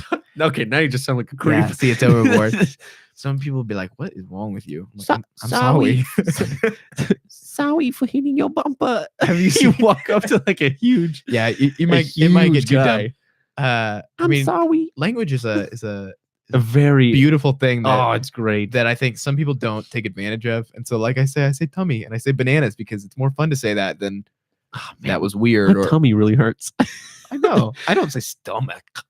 Ugh, that sounds gross. You ever said that word? You sound like a veteran from the Vietnam War. My stomach Just like hurts. I think French. Okay, so I haven't heard enough French to really judge it, but in my very Oui. biased, ignorant opinion on the little amount of French that I've heard, I think it's nowhere near the prettiest language. But a lot of people think it is. I think there's too much phlegm involved. Yeah, it's just like that's what it sounds like to me. Master But, blah but have you ever like listened to like a Spanish conversation or just a Spanish song? Do you ever listen to Spanish music? love Spanish. It is so, so fast pretty. and it's so It's like the prettiest language in my opinion. English is just like you know, like very consonant. I think English sounds very structured and particular, and it's kind of it's not It's that like it's, bing it's, bong it's bong. not that it's bong. boring. It's just very Yeah. static. I think You can I think distinguish Spanish is very pretty. Not really like that, but Okay, like so you did not Hola, speak any ¿cómo te words llamas? just then, but okay, Hola, it's just ¿cómo te llamas? it's Yeah. just very See? flowy. It's just so pretty. Like it's like chocolate to the ears almost. You know, it's like Yeah, dragon. we just completely got off track. I keep getting my headphones caught. Stop it, silly. I'm sorry. That kid. Let's see. I had some other questions. over here. Sorry, this sorry really bothers me. Do That's hilarious. you want to get deep? Yeah. Let's Okay. Go. Let's go. So, Let's have one more silly conversation. I'm having fun. I'm having really fun Some more with the tummy. That really made me happy. what the tummy makes you happy. Okay. Oof, What is let's talk about the Spider-Man wave that's happened recently. the Spider-Man wave. The new Spider-Man Homecoming, the This new movie? Spider-Man into the We've Spider-Verse? been getting some That's a good one. unbelievable content. I'm not a huge fan right? of the MCU Spider-Man. I'm going to be completely honest with you. I think he's Tom fine. Holland? Yeah, I think he's fine. I don't think he's Spider-Man. I don't think he's Peter Parker. Right. Everyone says he's so comic accurate, and that's the whole thing. Is everyone He's argues not about which popular. Spider-Man is more comic accurate? That's never mattered to me. It just matters that you're a good character. But he doesn't I'm feel Peter Parker. Peter Parker. Everything in his life sucks. Yeah, you know, and Tom that- Holland has too many things going right for him. that's his biggest character. the biggest thing. interest. The biggest thing about Spider-Man is that he goes from being selfish to selfless, and he doesn't. even though his life doesn't sucks. get rewarded for it. exactly. And So, that's, like- that's the coolest thing about it. That's one of the things I thought that the Andrew Garfield Spider-Man got right. High Top Films did a whole video on it, which is, it's like at first he's kind of a douche. He's kind of in his own world, being douchey, and then when he gets his Spider-Man powers, he's not looking to help anybody with it. The first thing he does is he's a dick to his bully. He's trying to find Uncle Ben to stop him, and he basically tells his cop to Yeah. go fuck. He's still that scene on the bridge where he saves that little kid that he realizes what this needs, what great power comes great responsibility truly means, and what he needs to be doing. and that's what. And he finally becomes selfless. And you know what? He doesn't get rewarded for it. yeah, his I mean, he does a little bit with Gwen Stacy, But in the end, she dies. She dies. She dies. And so And it's if you like the haven't whole seen point, that, and that's a spoiler, just the whole point is I don't care. there's a much more sad version of that same story, which is No Country for Old Men. Ever seen that? I absolutely love that movie. Okay, so the idea behind it, be careful. I'm gonna try not to spoil it, but the idea behind it is the Coen brothers, I'm pretty sure, are nihilists, and they Yeah. believe there's no universal justice system. So Mhm. it's like, Oh, they're nihilists? I think so, but they're Wow, like the really? world- I don't know. I think they at least show a lot of those ideas in their movies. Uh-huh. Maybe they just like that concept. Yeah, but basically, in the end, I don't want to spoil it, but it turns out way different than everyone would expect, because we want there to be a universal justice system. We want bad things to happen to bad people, but that's not true. Like it's just not The always ending, true. Then okay, if you don't want if you don't want to spoil it, skip 30 seconds or a minute ahead of this. or if you're live right now, just click off for about just. It's a great movie, so you really should so watch good. it. Just click off right now, go watch it, and then come back and watch it. Of course, the whole movie. Just No. right now.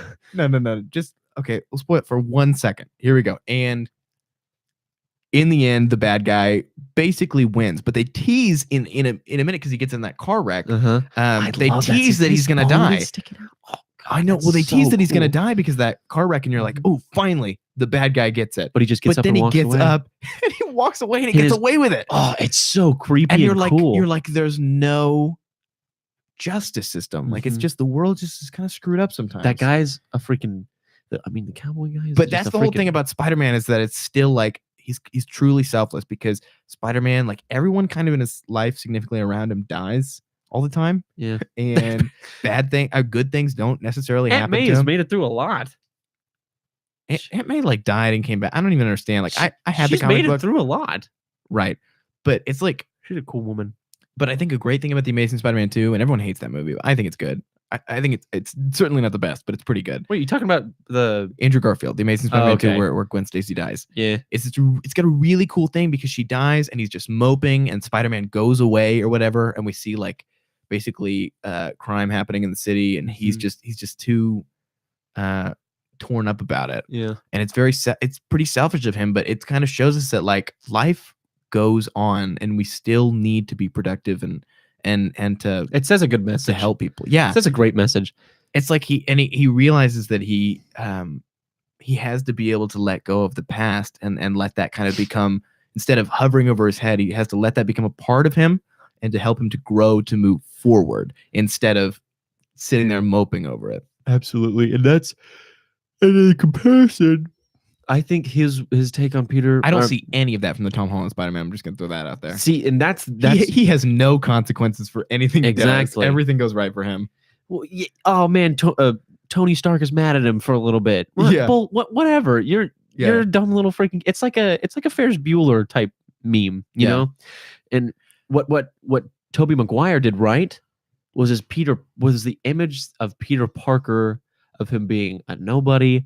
Nobody really. People say he was a good Peter Parker, but not a good Spider-Man. I don't agree with that. I think he was a good Spider-Man too, because the thing is, his one-liners. His one-liners were corny. but if Peter Parker put on a mask, he wouldn't magically be like super cool. He would just think he's cool. You're he right. would just have confidence in his silliness. Yeah. And so he has these corny one-liners. I'm like, yeah, that sounds like what would happen if I put on a suit. Like, if I got superpowers and I became Spider-Man and I tried to make these one-liners, they'd be super cringy. But I would tell him with so much confidence, just like that in Spider-Man 3 when he becomes emo. Yeah. And he's like walking down the street because he thinks it's cool. I'm like, that's exactly what would happen. But Spider-Man is cool in the comics. Someone said, what did you think of Venom as a movie and the ending of the movie? Have you seen Venom? Yes. It's who said that, by the way? Bo Baker. I do love Bo. He's a good guy. Do you love Venom? Venom was such a corny movie, in my opinion. It was such a weird. I know from reading. I loved it. I know from reading the comics, and I know from just growing up watching Spider-Man animated series.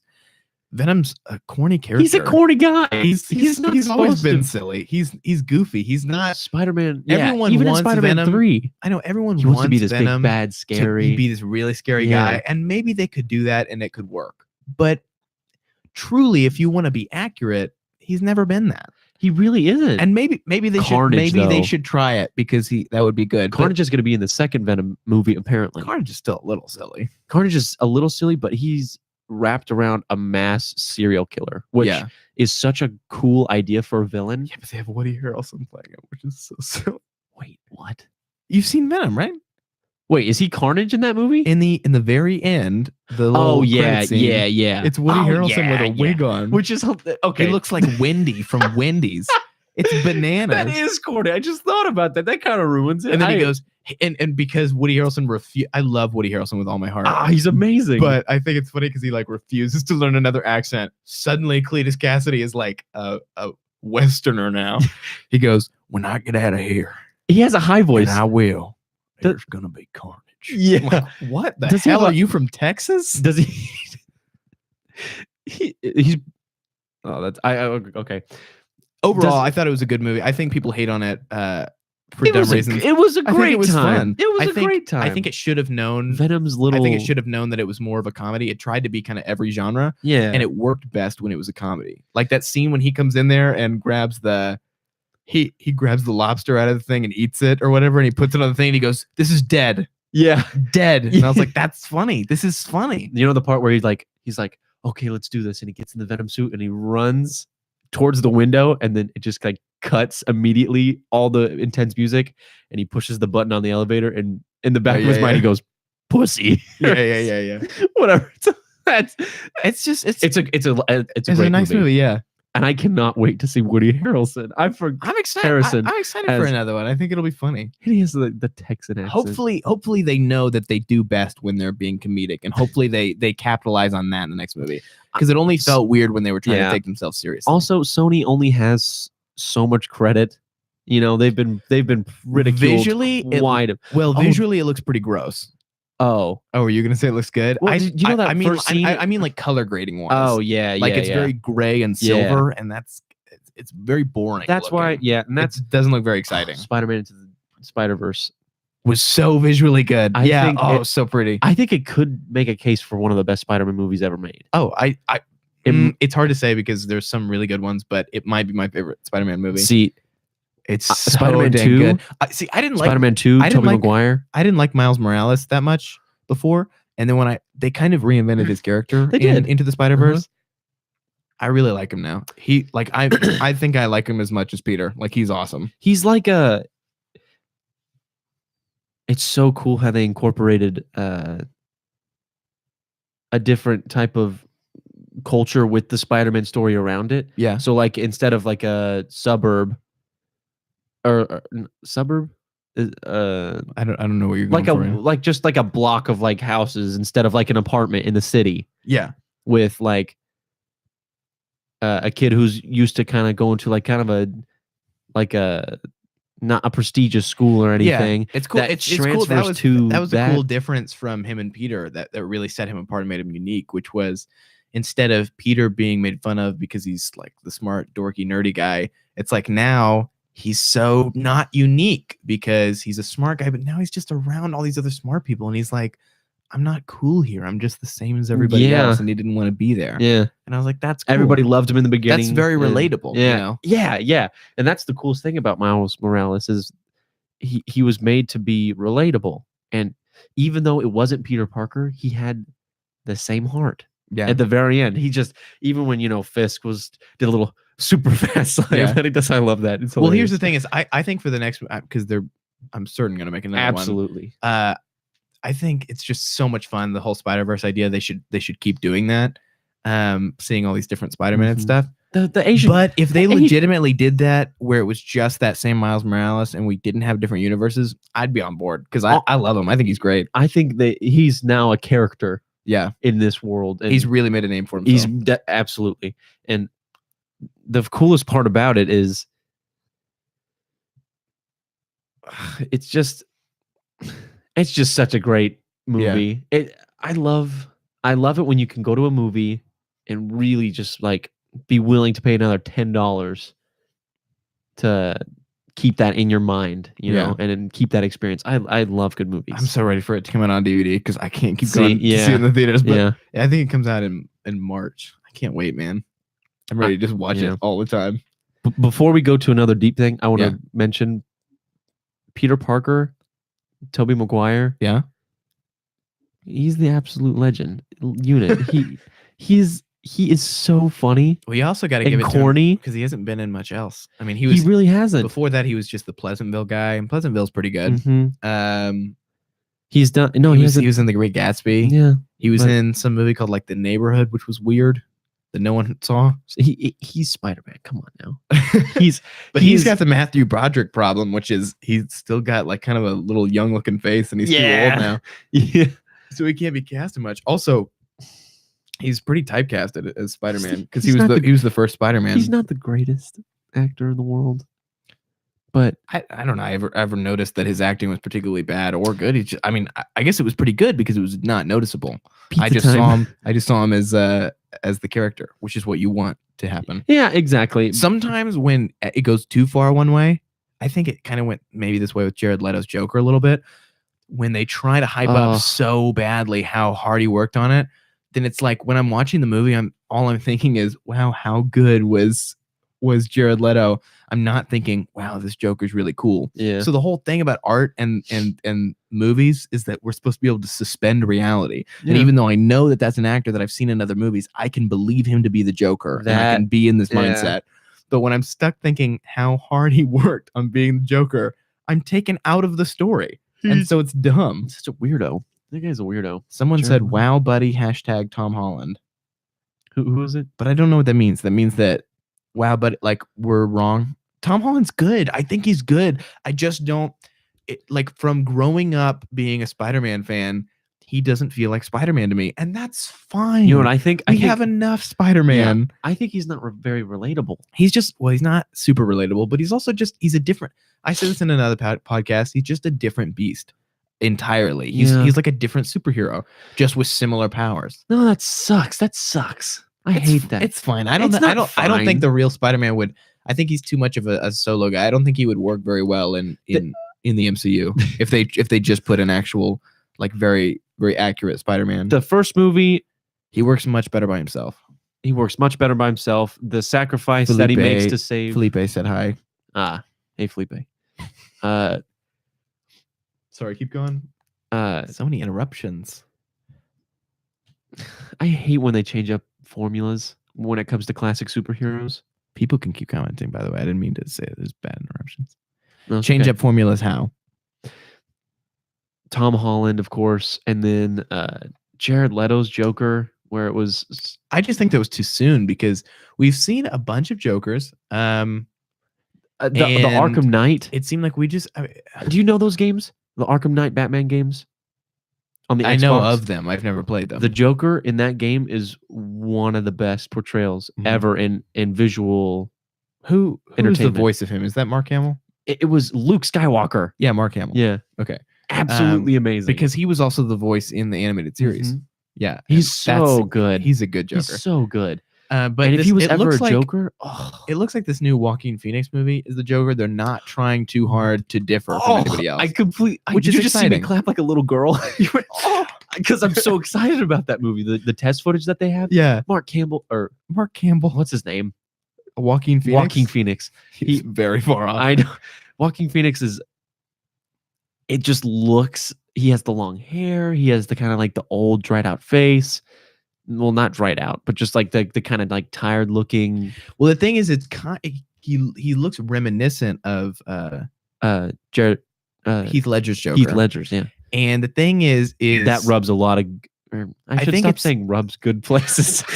I keep using that reference.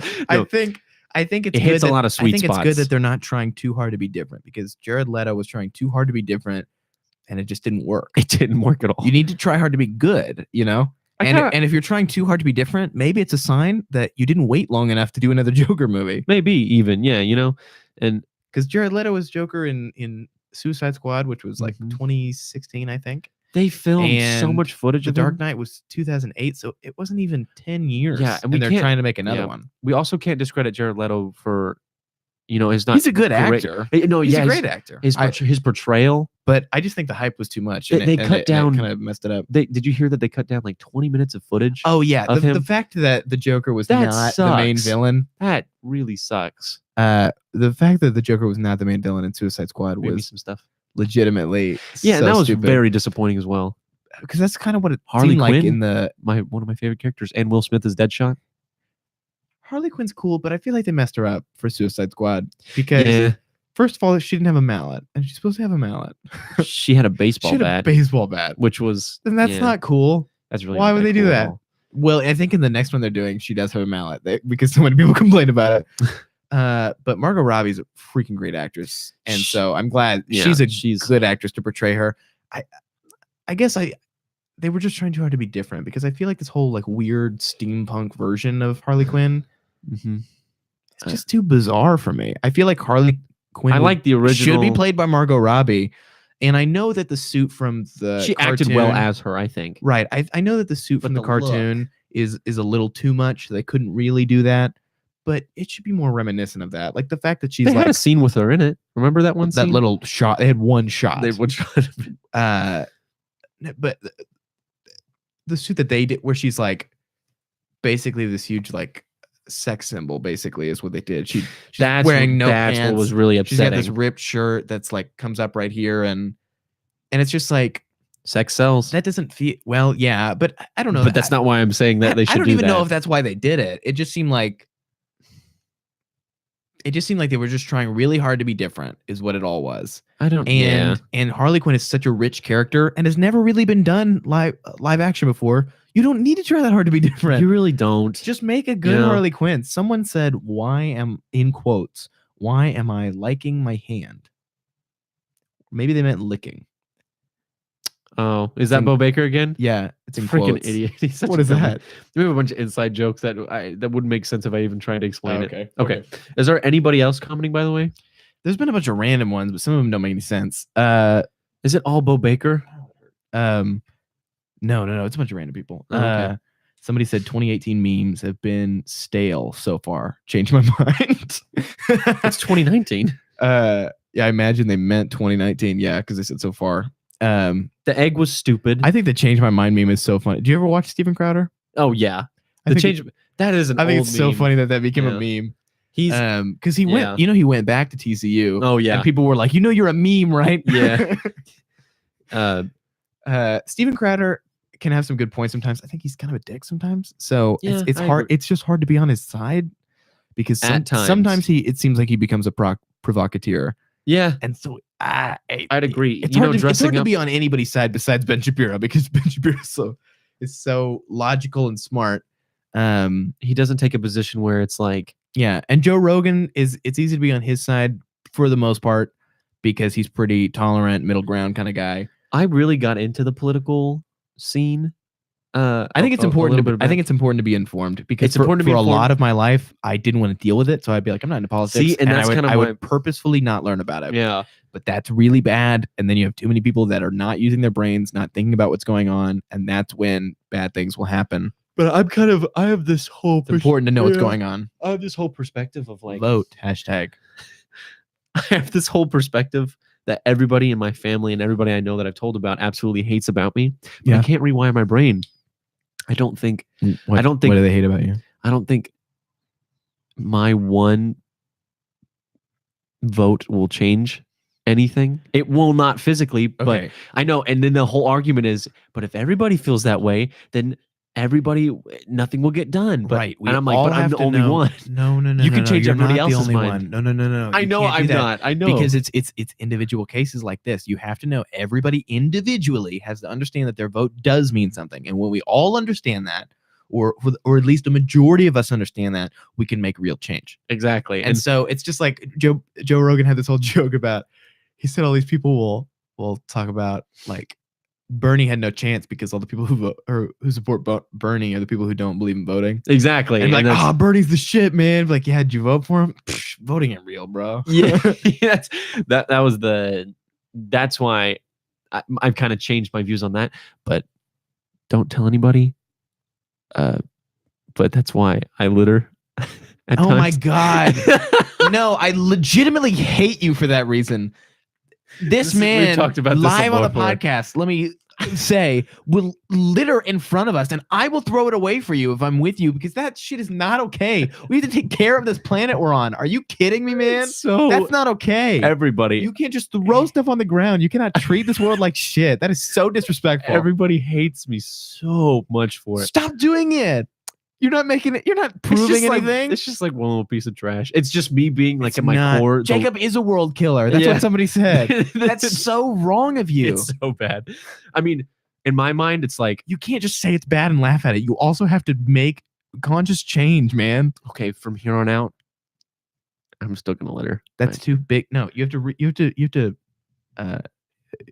You're not your own slave, so you can't just tell yourself to do something. Here's the thing: you have to convince yourself little by little and reward yourself as you do it. Wow, that's how you make change in your own. Well, you're not your own self. slave. The proof for that is if no one wants to be super out of shape. A lot of people would love to have rock hard abs, and guess what? Technically, it's not that hard. You just have to work out every day, and people have time for the most part. Mhm.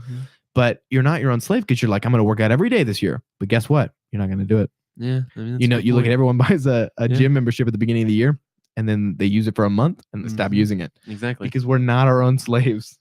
It's little by little, and we have to work with ourselves. But anyways, somebody who they got some YouTube usernames, so I don't really know who it is. It is very surreal. Two guys that they went to school with are in the same podcast right now. They said, "Congrats to our success." It's not a very famous podcast or anything, but Who? I appreciate the congrats. It says somebody we went. Some YouTube thing. It says Beast in 27. Beast in 27. I don't know who that is. Neither do I. If they want to say who it is, they can comment. But That's kind of funny. I think it's funny. You came in here and you were like, "This is legit." I'm like, "Yeah, well, I don't even have that much of a following right now." But it's not. I'm really talking about myself down too much. Okay, let me I tell you enjoy this. this podcast. iDubbbz, that one guy I was talking about before, Yeah. he made videos for 3 years and Hey. built up 100,000 subscribers over 3 years. And That's then cool. he hit his break and he got up to 5 million in another year. Mhm. You know, it's like when it comes to the social media platform, I just want that YouTube play button. That's all it's I just want. it's just the Have break. you seen that thing? It's awesome. I know, yeah. Those like little silver play buttons. That'd be cool. They're Just frame it. I know. How many subscribers do you have, by the way? Right now, let's see. How many do I have? And this is the Popcorns podcast, right? The Popcorn Space podcast. Popcorn Space. Do not podcast. forget that space. Popcorn Space. I don't know. How many do I have? You need to get a live sub counter. I do, don't I? Here I gotta go to, let's see. What is it? Popcorn I need to go to my channel. Here we go. I'm on it. I'm onto it. I have I'm almost to 9,000. 9,000? I have 8,992 subscribers. This is a great start. Dude, I need 8. What are you talking I need about? 8 more. Well, a lot of them I think are dormant because I did You converted your channel from the Jackson McGuire.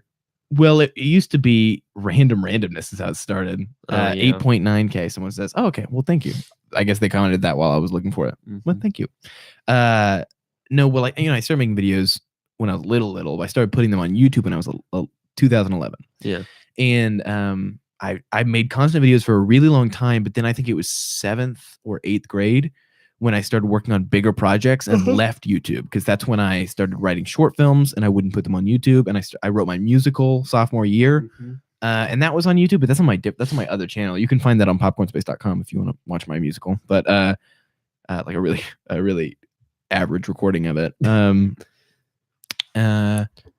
Hey guys, it's Jackson McGuire, and So this is my yeah. Anyways, then I wrote my YouTube movie, channel? which I wrote and rewrote, which took like a year and a half.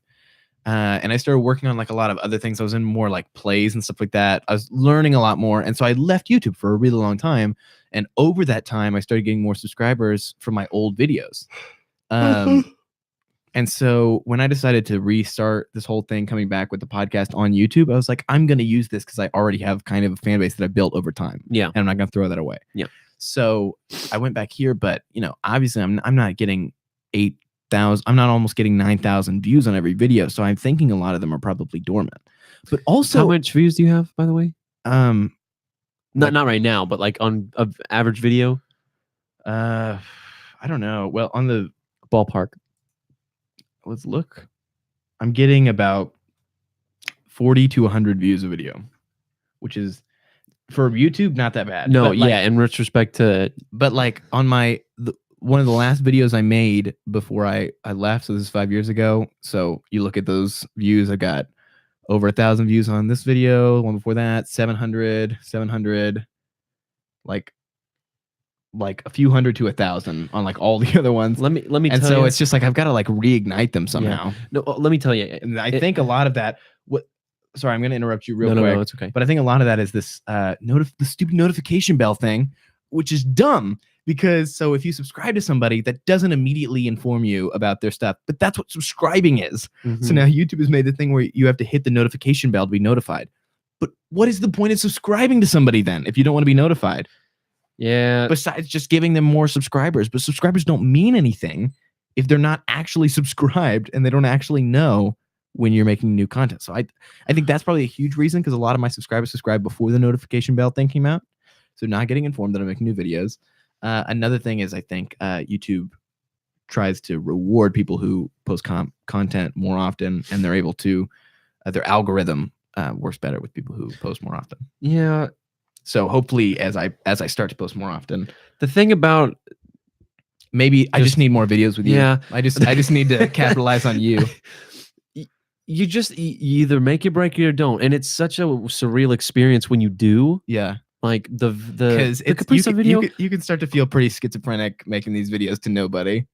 Yeah, and Yeah. and that's the weirdest part about it is like you gotta keep putting them out just because it might be that one. Yeah. It might be this one. It might be this next one that you're working really hard on. Yeah. Or that you're really happy about it and you think it might be good. And Because you made your break, man. It will not. It will not do good. Well, that it's video funny won't that do you don't. great. It's funny that you don't have as many. I guess like Vine and Twitter stuff is different. It's funny that you don't have as many followers as I thought you would have. Because my sister posted it on her account and she deleted the account. Why? Is it? I have no idea. You have no idea. She Twitter was pretty toxic at the time, but she had like 5,000 followers. Why didn't you put it on yours? Just because she had so many followers? No, because Marie wanted. No, she had like 300 in the beginning. Posted that video, got 5,000, and I was very upset about it because she didn't tag me. Yeah, I imagine. I was extremely upset. Extremely. That's too but bad. My Instagram blew up. Yeah, because your Instagram has like you have like what 2,000 or something like that. Yeah, or like just under 2,000. 1,500, 1,600. Okay, so which it's not like a crazy amount, but it's. We were talking It's about before the substantial. podcast started that you have more than an average high school girl. Which those thotties did not win this round. Boobs are not better than quality content. Right. I'm just totally Right. kidding. That's a lie. That's you want clicks? It I'll take off shouldn't my be. shirt. You want clicks? Let's take off our shirt. You know what? I'm not that desperate. I Let's hope it doesn't get to am. that. So perfect transition into. So what do you want to do? Do you want to be in the entertainment business? You were talking about this before. You were looking at. You said you see like I got these new mics, which Mhm. I love. But you were saying like it makes me excited when I see people start to grow their stuff because I really want to be able to dream and follow those. But I feel like it's been instilled in me. I'm totally quoting you, Mhm. but I feel like it's been instilled in me that that's not practical. So And that's go ahead and expand on that. Okay, so my family is pretty conservative ideologies, and you go find a wife at pretty young age, start a family, have kids, get a house in town, get a good job, make good money, come home around 5, so you can spend time with your family. And it's been instilled in my mind that whenever the video went popular for the Capri Sun thing, I didn't capitalize on it. Yeah. Which that'll probably be my biggest regret. It's probably my biggest regret till today that I didn't. And it was because I thought, okay, this was fun. This is going to be my one little thing, and then it's going to be over. Yeah. But man, when I look around, when I look at these cameras and these microphones, and it's such a fun. If I could, in some way, make people laugh and provide a living for the people I love, no matter who they are, that is just my ultimate dream. It would be making, It's not practical though, and it's been instilled inside me to not stop worrying about that other stuff. Worry about What getting exactly is getting practicality though? Yeah. Because you got, it's not a guarantee, but it there- certainly made it possible that there are things you can pursue. Like for example, I'm interning at a production company right now, so I have a stable job doing stuff that, even though it's not specifically my content, like I'm helping make somebody else's podcast and I'm editing somebody else's videos, it's still like, this is what I love doing, and it's still, even though it's not mine, it's still pretty fun. Yeah. And even if I just had to do this, I would love it. And so I've got that stableness, but I'm also not only getting money from doing that, but I'm learning constantly how to do things that will improve things for me. So as I do things over there, I'm like, oh, well, I could do like these mics that I got. I was looking at a bunch of different mics, and we got these mics at work. First, we got a bunch of them, messed around with these, and I was like, these are fantastic. And I decided to go with it, which, if anybody cares, they're the Rode Procaster. But it's just like little things like that, and so it's practical because I've been working there for a while, and I'm getting paid a fair amount. And what I'm thinking about doing is finishing up college here, or finishing up at least my bachelor's degree here, and trying to get a studio to grow this business during that time, so I can have something substantial when I try to go out there and kind of go on a limb, if I have any, hopefully some kind of following. Because I think the point is like, I don't know if I'm, the most entertaining guy, but I think there is an it factor. There is an it factor. Thanks, buddy. I solely believe. Well, I mean, just in people in general. I think there are some important conversations to have, and I think I want to be able to facilitate those. So that's kind of the point of this podcast. Is my last one was very, it had a specific agenda. We're reviewing movies and nothing else. And I want to add, I want to do something like that again. But what I really love about this is it's just like, I brought you on, and I advertise it as, you're the guy who made the viral video. But we start talking about some really serious political matters going on, within an hour of the podcast. And so I think it's important to see what people from different walks of life, their kind of thoughts on certain things, and to keep this discussion going. It's important to not give up the discussion, because we're given brains, and it's really important that we use them. I mean, that's a great point. We don't need mindless drones walking around giggling at their phones. We need people thinking. And I think that's what the podcast form is doing. And see, this is what makes me very upset in my own mind. I have two big dreams. I have two gigantic dreams. One, to have a beautiful wife and the most wonderful kids in the entire world, that I'm going to be the most, and that I'm going to be the best father in the world and the best husband. That's a legitimate dream, that I will be number one. Yeah. Out of everybody in the entire world, I want so badly to be number one. And not because I want to say that I'm number one. I want to be number one for my family. Yeah. I want to be that. But my other dream is, that's starting to kind of like stir up through the Capri Sun video and other people noticing me on the street. Wildest thing in the world, by the way. I got some wacky stories, but through those examples of seeing that, like, this could be possible, it's I think there is a possibility for both. One thing is that you have to put one of them on hold, and that's a sacrifice. But sacrifice is really important. Jordan Peterson talks about it. It's like bargaining with the future, essentially. Yeah. I'll give you this, and eventually I'll be able to get this out of it. It's like college. Yeah. And so, except debt. right. I think it's important. Like, I love the idea of having a child. I think it's great. I can't wait to have a kid. I don't know. Oh, you want to make one? I want to make one. No. What? Go ahead. Never mind. I can't wait to have a kid at some point. Yeah. But like, legitimately, like sometimes I can get caught up in thinking about it and thinking about, man, I just wish I had a kid already. I just want a kid. And but and being married, the idea of being in a relationship, like, you watch a romantic comedy and you're like, man, I want that. I really want that.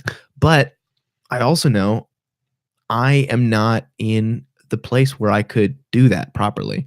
If I got a wife and a kid right now, I would have to work full time and not be able to grow this at all. and I would be working just enough to like probably barely take care of them. I need time to grow, and hopefully eventually I can be making more money, working less, doing the right things, the things that I am best at. It's a shame that someone who's so great at making videos is, doing manual labor. It's a shame that someone who would be great at doing manual labor has a typing job. It's a shame that, and it just happens sometimes, because sometimes you just need wherever the money's coming from, wherever it is, you have to get it because you have to provide for your family. And that's important. And that's why I'm like, it's really important to me to not have kids. I was going to say sex. Okay. So I will throw out, this feels weird to talk about. I guess I'm a virgin and I've never had sex, but I'm going to say the reason why. Somebody asked me why the other day.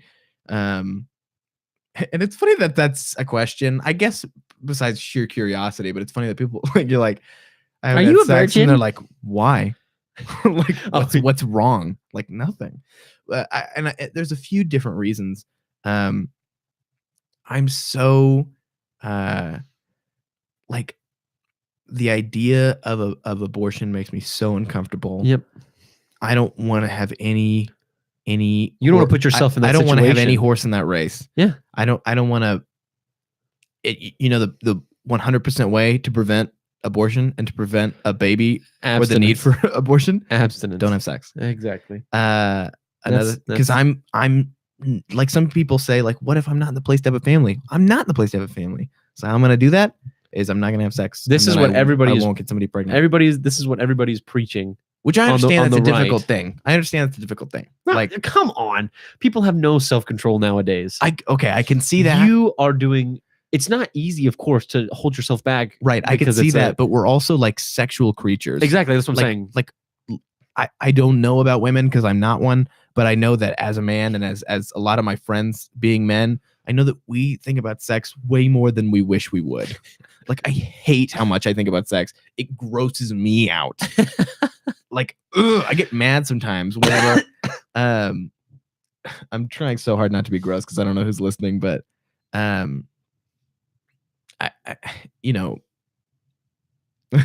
I don't want to say the word boobies. I don't like masturbation. Oh, Jesus. I'm sorry, man, but no, it's okay. And I try it has to get out there at some point. And I don't like it, and I don't like being a part of it. But sometimes when you don't for a while, you start like just thinking about it. And like, you'll be watching a movie or something, and it like takes over your mind like some evil force. It's psychological. And you're like, why am I like this? It's I hate this. If I could just rip this out of me, I would. But that's like that gum. Don't you feel that way? And then it works. You have to find a balance, because then if you masturbate too much, then you can think about nothing but sex. Me and a friend of mine were talking about this at one point, and it's like, it's not only non-productive for one, but it's also it just poisons your brain. To an extent, you can't focus. Definitely to an extent. When I am kind of over that. Yeah. Pretty. You're kind of over what? Well, I dated someone last year that ruined a lot of things for me. You're over what? I'm over masturbation. Like, you don't anymore? Not. I was about to say, I don't believe you. No comment. But when you... Someone said you can rip it out, vasectomy. Would that rip out... I don't think a vasectomy would rip out the urge. You just wouldn't have any sperm anymore. Or no, you do. No. You do have sperm, though. No, vasectomy is different. Vasectomy is different. Because it cuts off it like ties up the tube or whatever. Yes. So sperm can't get out, but you still have them. Right? No, it makes it not fertile. No, not being able to be. No. You still have sperm. They just cut off or tie up the connection for them to... This is gross. For them to come out during ejaculation or whatever. So you can't transfer sperm anymore, and they like absorb or whatever. Okay. It's not like getting fixed like a dog, because getting fixed, you get rid of that. But Okay, just listen to this. We've had a pretty interesting It's- podcast. Someone said, no, I don't think so. I don't know about what people, you got to be really specific when you comment because I don't think so about what. We said a lot of things. Sorry. Anyways, keep going. When you You don't masturbate anymore? No, that's I did air okay. quotes, by the way. Okay, it's not fulfilling in any way. Right. To No, me. no. Yeah. And because of what happened last year with this girl that I was dating at the time, emotional connection and safety in another person is what I crave. Right. No. I know. It's immediate gratification and it ultimately leaves like I know I do it when part I'm of it bored. part of it was a religious reason at first that it made me upset, but I think it's Oh, really? it's way beyond. Well, like I don't know how I had religious you never- grew up, but Very. And I never. we never talked about it when I was younger. I didn't literally even know what it was until after I started. And no one talked. I think my sister tried to talk to me about it once, honestly. My dad told me the whole spiel. Because we were trying to be open with each other, and it's just like we were trying to be like, "Do you think it's wrong or right?" And I was like, "I really don't know." She told me that my dad told me the whole spiel, just everything, The whole spiel. everything at once. Well, I know that it's just It was horrifying. it is weird because I don't know. It feels to me. I've been thinking about it a lot, and it feels to me like you're missing the mark. Me? On what?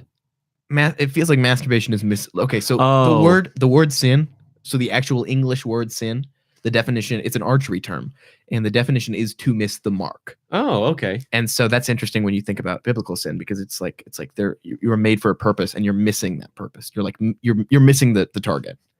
And it feels like obviously when you look at it biologically, sex was made between, and I don't mean to sound homophobic at all. I have no problem with homosexuals or the homosexuality, but biologically, you look at what is the purpose, quote unquote, and this is very like objectively saying a man and a woman to reproduce or whatever. Mm-hmm. And so you think is masturbation, I guess, is missing that mark, right? Obviously, you're It's not missing human emotion and connection. Well, if sex is to reproduce, obviously you're missing it there. But then people have sex with condoms and birth control and constantly try not to have kids. So wouldn't that also be missing the mark? I don't know. It gets a very gray area.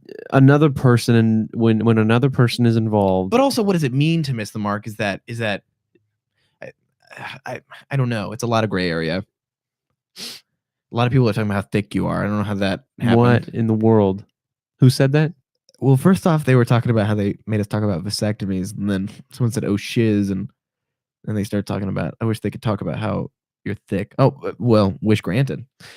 Who said that? Bo Baker. Bo Baker. They He really needs to leave. were saying that you're just apparently kidding. really thick with the triple C. I'm very thick. I think it's meme culture is so weird.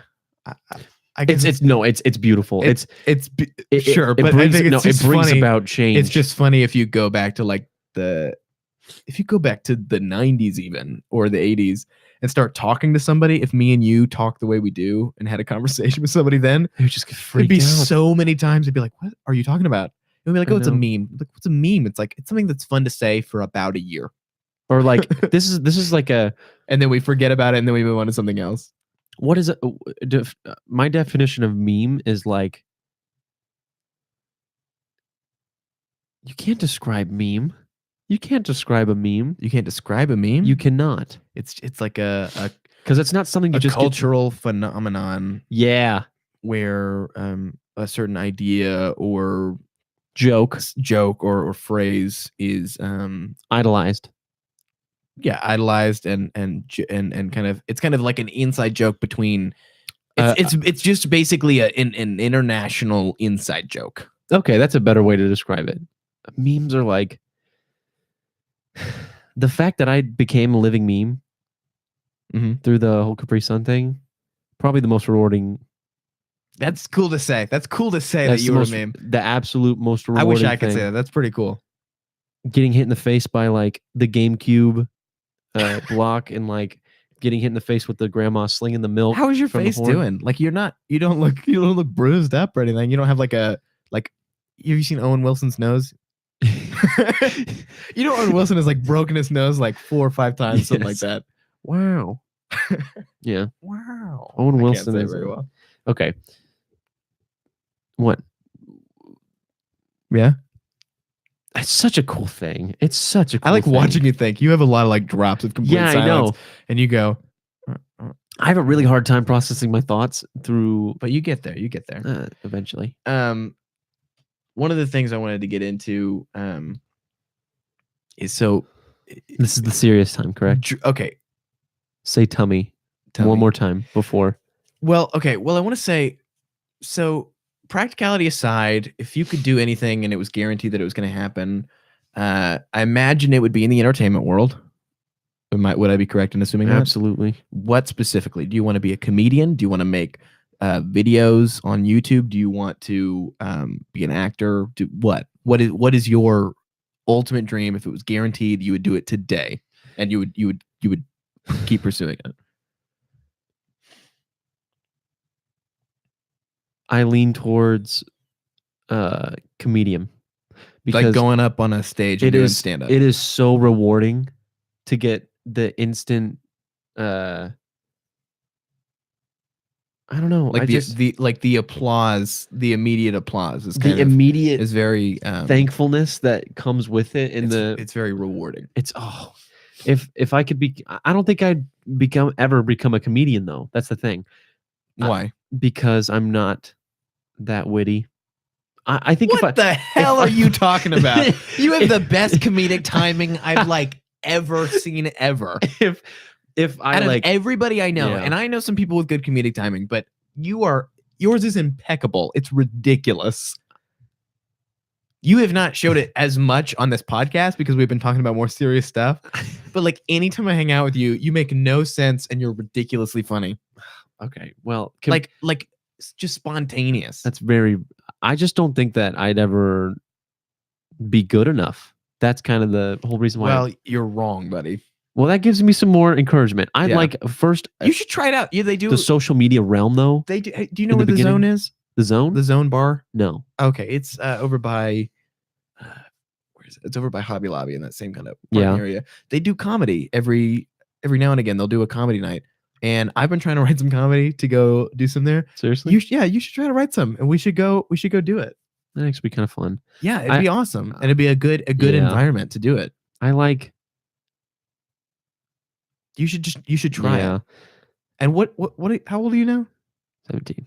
17. Okay, Yeah. good. I thought you were 16. No. Well, because I'm I didn't think you were 16. You I don't- act older. Yeah. But the thing is that sometimes it's like I know that you're younger than I think you are. So I Yeah, was and shooting as low as I was trying to get right. That's the worst. That's just the worst. It's. I feel like Jordan. I feel Jordan Mathis? Like, yes. I feel like. love Jordan. I feel like. He's so funny. I feel He like. was I on know. I feel like Black I'm Rose's Jordan in the crew. way that you think. I look at Jordan like you look at me. I think I'm like. Jordan Mathis is so young, but he's so funny and like a nice guy. But He's young. He's young. I don't think about But age that much He's though. a sophomore. Isn't he a sophomore? Yeah, he's a sophomore. I'm a now. junior. I That's don't- only a year above. I think know. he's like. Here's the thing. I don't think about Ugh. age that much because Jordan's just a really nice guy. He's really good at talking. He's really fun to talk to, and he's also just he's just like he's a thinker. He uses his brain, and I like talking to thinkers. And it doesn't really matter if you're 15 or 48. Like It does matter. well, it matters that you shouldn't have sex with them because that's pedophilia. But as far as just talking to people, like I get it. I just enjoy talking to you. I enjoy talking to Jordan. I don't really think about how old you guys are. It matters to us though because we don't have. It matters to you because you feel like you're not in the proper position to hang out with us. Like you wish that you like, for example, you're not 18 yet, so you can't go to certain places. Exactly. And you're like, man, I feel like mentally I'm there. I should be able to go. It's upsetting that I can't. That's what's so frustrating about this age. right. Absolutely. I don't drink. There's been a few times where like I don't really have a desire to drink, but there's been a few times where I'm like, ugh, this is dumb. I wish I would, like, when I have older friends that like have a drink at some special occasion. Like, I wish I could join them on that, and everything be okay. But also, I think it makes sense. I think the drinking age, and this is probably unpopular, I think the drinking age should be 25 because your frontal lobe doesn't finish developing until you're 25. Mhm. Only car insurance gets it. That's the Yeah. only thing that they're like, yeah, you're not finished developing until you're 25, so we're not going to fully insure you. But yeah, but no, drinking is such a but you can, before your frontal lobe develops, even after really, but before it develops, you could really fuck up the developing of your brain. So that's why yeah. I'd be scared to get super drunk or drink constantly. It scares me a little bit to drink at all before you're 25. It takes a while to really mess up stuff. How do you in your know, brain. man? We don't even scientists don't fully understand. We're just learning about all this stuff, man. Think about like how long we've been looking at the world scientifically. It's only been like 500 years. Yeah, but trauma with drinking, trauma as in like you drink to cover up things, is so much more detrimental to your frontal lobe, in my opinion, because you still have those childlike Well, it's bad thoughts to, and well, ideologies. this is the same with a lot of things, to hide pain, because pain, when you look at pain, okay, so there's this like piece of art that I'm developing that's not very good because I suck at drawing. But it's eventually what I want to get as one of my bigger tattoos. But it's the everything metaphor, and it's the idea that the proof for everything is in everything. So when you look at pain in a very small instance, pain is helpful, and it leads to evolution. So when you're little, No, you don't know anything, Yeah. and there's a hot stove, and maybe there's food on that hot stove, and you want it, so you grab it, and you're like, oh shit, that's hot, and it hurts you really bad, and that sucks. But then you're like, oh, I'm not gonna touch hot stoves anymore. So pain, learning, evolution. I'm now the kind of person that understands that stoves are hot, and I'm not gonna touch them. Okay, basic level. So that's the proof, and here's the application. Pain is the best I'm teacher. going through really difficult times in my life, and that means that I am viewing the world or doing something incorrectly right now, probably, for the most part. Sometimes it's just But when you try yeah. when you try to cover up that pain, you don't learn from it. And pain is there to help you learn. And when you try to cover it up or replace it with something else, you're screwing yourself up and setting yourself up for failure. To not evolve, to de-evolve, which is not good. I hate People are trying to get you to Twitch stream. So people are trying to get you to Twitch stream, apparently.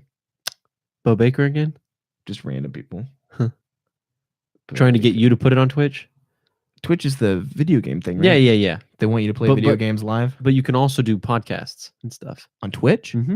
Just regular. It's just a live streaming software for anything. I would actually recommend that.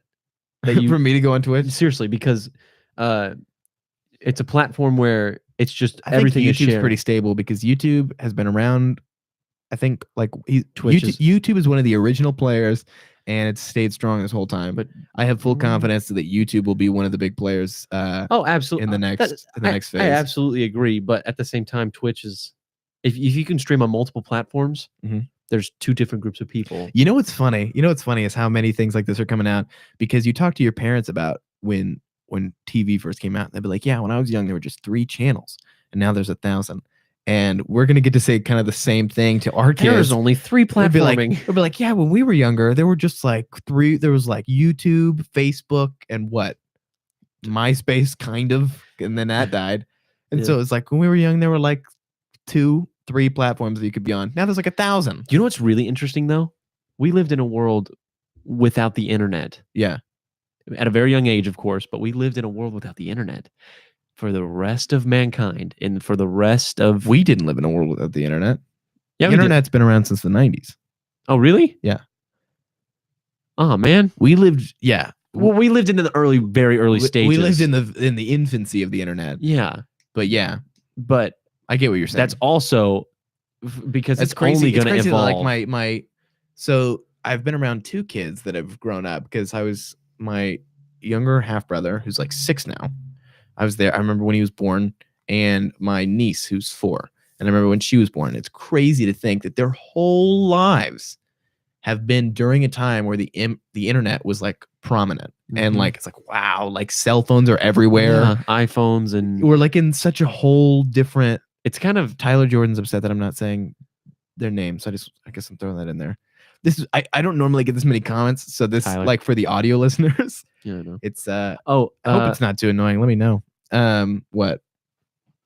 this they can see our faces, right? Yeah, from that camera right there. That's what I assumed, but I just wanted to make sure. So, Yeah, I'm watching a little video of it right here. can I see? Yeah, Hold on, let me look. I'll just entertain while you're over here. I really am thick, right? Yeah, so thick, man. That's actually a pretty good shot. I wish I would have. You would. It'll be. Looked at this before. It'll be on forever. That's actually pretty cool. I Yeah, can you look can back go at look at it myself whenever. I'm overweight and Well, okay. balding. So one thing that I want to talk about. So you stand-up comedy is what you said, entertainment. But I that wanted just sounds so fun, but I'm scared to even think about doing it that's because my mind has always said, that's the chaos that you have to let into your life to be able to evolve, because you need a balance, practicality or following your dreams, chaos. You need a balance between the two. Don't just jump into chaos. Don't just be like, I'm moving to California today with no money. That's Yeah, too right. that's too chaotic. Yeah. But then, don't be too caught up in order and never do anything ever. Someone says something about net neutrality, not to get off topic, but my idea of what net neutrality basically is going to do is how TV channels or TV providers. So we have Dish and DirecTV and Suddenlink, and probably a few others, but They they bundle different channels and stuff like that. And so I think eventually what's happening, because there's so many channels, so much content, is that eventually we're going to be buying bundles. So there's so many different streaming networks now. So Disney's coming out with their streaming service. Whoa. Netflix has their streaming service. DC has their streaming service. What? Everyone's trying to do that thing. So I think eventually there's going to be bundles where you can get Hulu, Netflix, DC, and so you could like basically there's going to be the direct TV It's of, actually that's so of weird. the internet, Yeah, basically, of because streaming services. nobody watches TV anymore. Do you know anybody that watches TV? My parents. Yeah, exactly. I'm just like, you could really don't- watch we don't have- pretty much all of the same stuff on the internet. We don't have cable anymore. We do not have TV. You mean your family? My family. Yeah. I was about to say cable At still home. exists. Well, yeah, our family doesn't pay for suddenly direct TV or whatever, which is so interesting. TV channel 46, 52, 48, I only 32. listen to Bluetooth in my car, and it's really funny to think sometimes when I don't like have my phone on me, or if my phone's off or something, when I turn on my car and it goes to the radio, I'm like, oh shit, radio still exists. I forget. Yeah. Like radio's going on all the time, Yeah. like it's always going on, but I don't really know anybody that listens to radio. And if I do, I don't know that they do. It's crazy. But It anyways, is weird. so the serious thing I wanted to get into, probably the last subject before we Wrap down. yeah, I'll use this as our closing discussion. Mhm. I wanted to talk about, I wrote the bullet points at Sad Clown, which is, there's something about, I think, the desire for attention that ultimately leads, I don't know. I should have done more research before I brought this up, but I feel like I know that I've dealt with, and I hate saying this because I feel like there's definitely people in the world who've suffered much more than me as far as being depressed. So I don't like to say that I am or ever have been depressed, but I guess it makes sense to say that I've struggled with the idea of depression, because I think I've lived my life in highs and lows, and I go too far one way, and it's yin and yang. It's like a slingshot going from one side to the other. Life sucks as much as it rocks, and so it's just like I've dealt with that. I'm basically dramatic too much on both sides, and so I want to be this entertainer and this actor, and I want to make people smile, but also behind the scenes, sometimes I'm generally pretty happy now. I've had I went through a really bad low about a year and a half ago. But since then, I've been getting better and better, and it has a lot to do with like the podcast, and I kind of am not making sense. I'll make a better video about this later that I've been articulating. But I just think there's been a lot of sadness and lull that I'm ashamed to talk about. I guess even right now, I kind of feel uncomfortable bringing it up, and I just know that we talked. I want to clarify for people listening that we talked about talking about this before, so Yes. I'm not putting you on the spot. Of to course. be like we have talked about in the past that you also deal with the same kind of stuff, and I wonder if there's a correlation between the desire for attention in Wow. entertainment and That's the question that you want to ask. I was trying to figure it Yeah. out, but wow. Okay. That's a really, really interesting topic. yeah. It took like 20 minutes to Yeah. get to it. Okay. For me specifically, we, I think, gain so much self-pleasure out of making other people happy or laugh Mhm. that when us ourselves aren't being productive in changing or making an impact on someone's life in any way, Mhm. we feel minimalistic, or no, we feel very, very small. In my experience, there's no greater joy that comes to me other than helping out another person, whoever that may be. Yeah. I get extra pleasure out of helping people that I love, but I still gain some self joy out of helping just a random person in general. And I think that's just, I would be, yeah, I think my pinnacle of happiness or my pinnacle of content will be whenever I'm in a situation in my life where I believe in my heart that I have provided a good service to uh, a large number of people. Yeah. I don't know if that makes sense, but But wouldn't you say, okay, so we're all, I feel like it's so undeniable that we're all connected in whatever way. And people get weird because sometimes when you say that, it sounds very new agey, like we're at Burning Man, like we're all one person, we're all the same. yeah, And I don't know that that's what I mean, but we're definitely very connected. It's like we're all we're human different- beings. We're all different leaves on the same tree. Yeah, I get it. I think And they're so bad leaves. at what point is it not important to take care of yourself? Because if you want to be able to help other people, I think you have to be able to help yourself first, or else, you're burning the candle at both ends, and eventually you're just going to be gone, and then you won't be able to help anybody else. Like, that's the problem. This is my biggest, juiciest bit of hypocrisy in my own life. I would constantly describe. Oh man, just last year was so bad, just Yeah. so unbelievably horrible. That I feel very close to you in that way, because we were both Yeah, in I kind of a know. shitty time at the same time Yeah. near each other. and we had lots of conversations. We about, were like war buddies. yeah, kind of. Oh, I love that. But you go through things. I specifically went through a change where I had to decide. I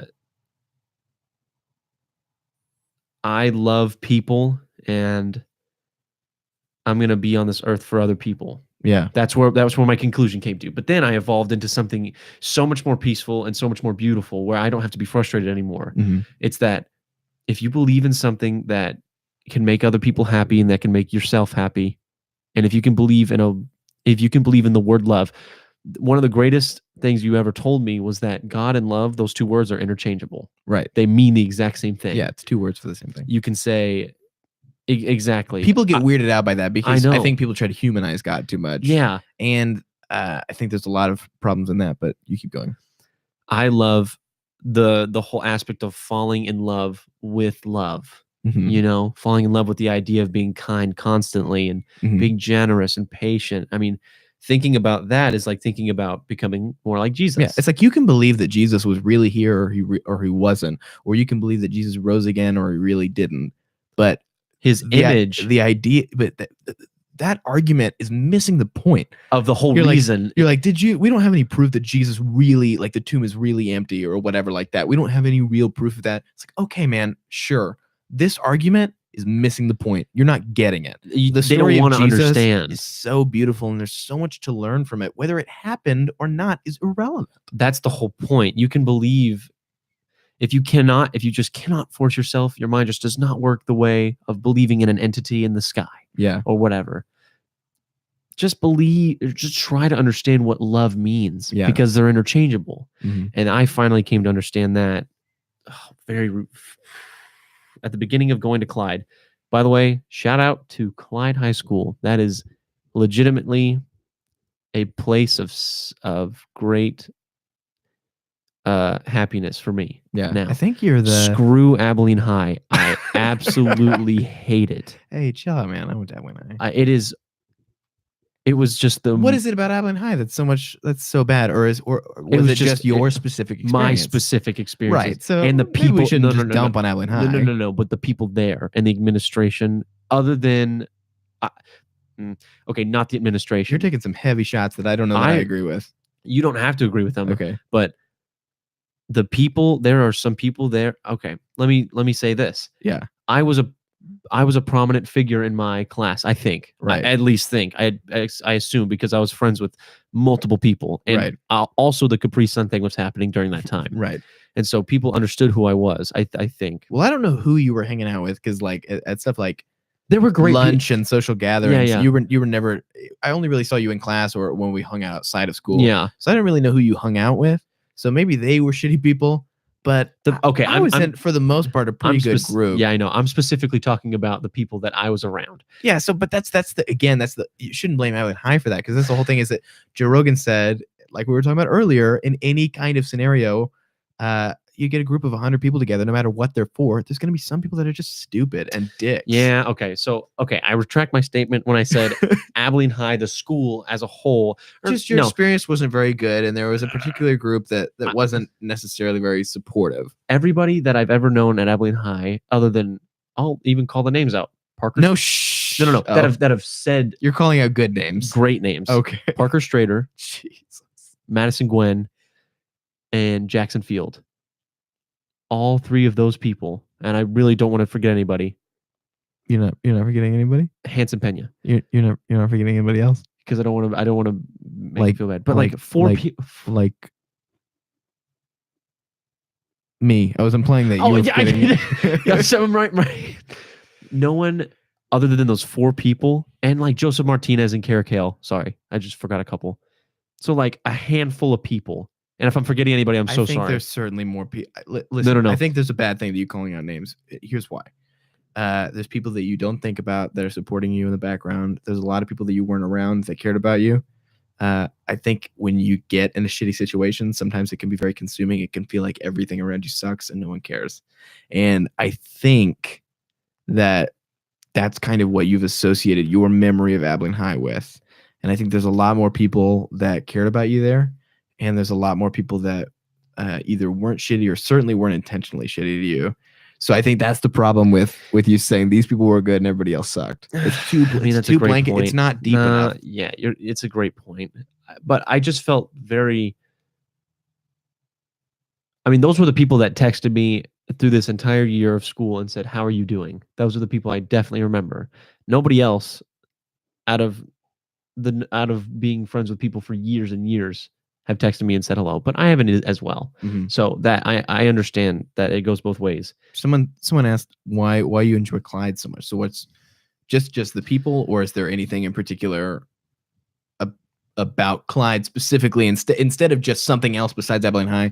Is there something specifically about Clyde that you appreciate? The people, 100%. Okay, just the people. I also the vibe of being an Abilene High Eagle and the pep rallies and the whole school spirit meme. I think I went to one pep rally. Exactly, that's what I'm saying.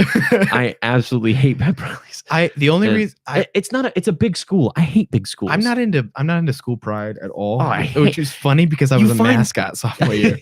you find, but that was just because I don't like football and I wanted to distract people from the football game. You find self-worth out of like being a part of a school which you're forced to go to by law they try to make it like now this is part of your identity. This is who I am. I'm It's an a Abilene very High. it's a very tribal thing, and I think tribalism is very dangerous. You have to be very Yeah. careful with it. And I feel like That's just when not you what have when you that- have teenagers and you're instilling this in them, it's a problematic idea. Yeah, it was also very hard for me to relate with anybody at Abilene High because, I mean, I had a lot of dumb crap going on in my own heart, and that made it really, really hard for me to have a good experience just in the first place.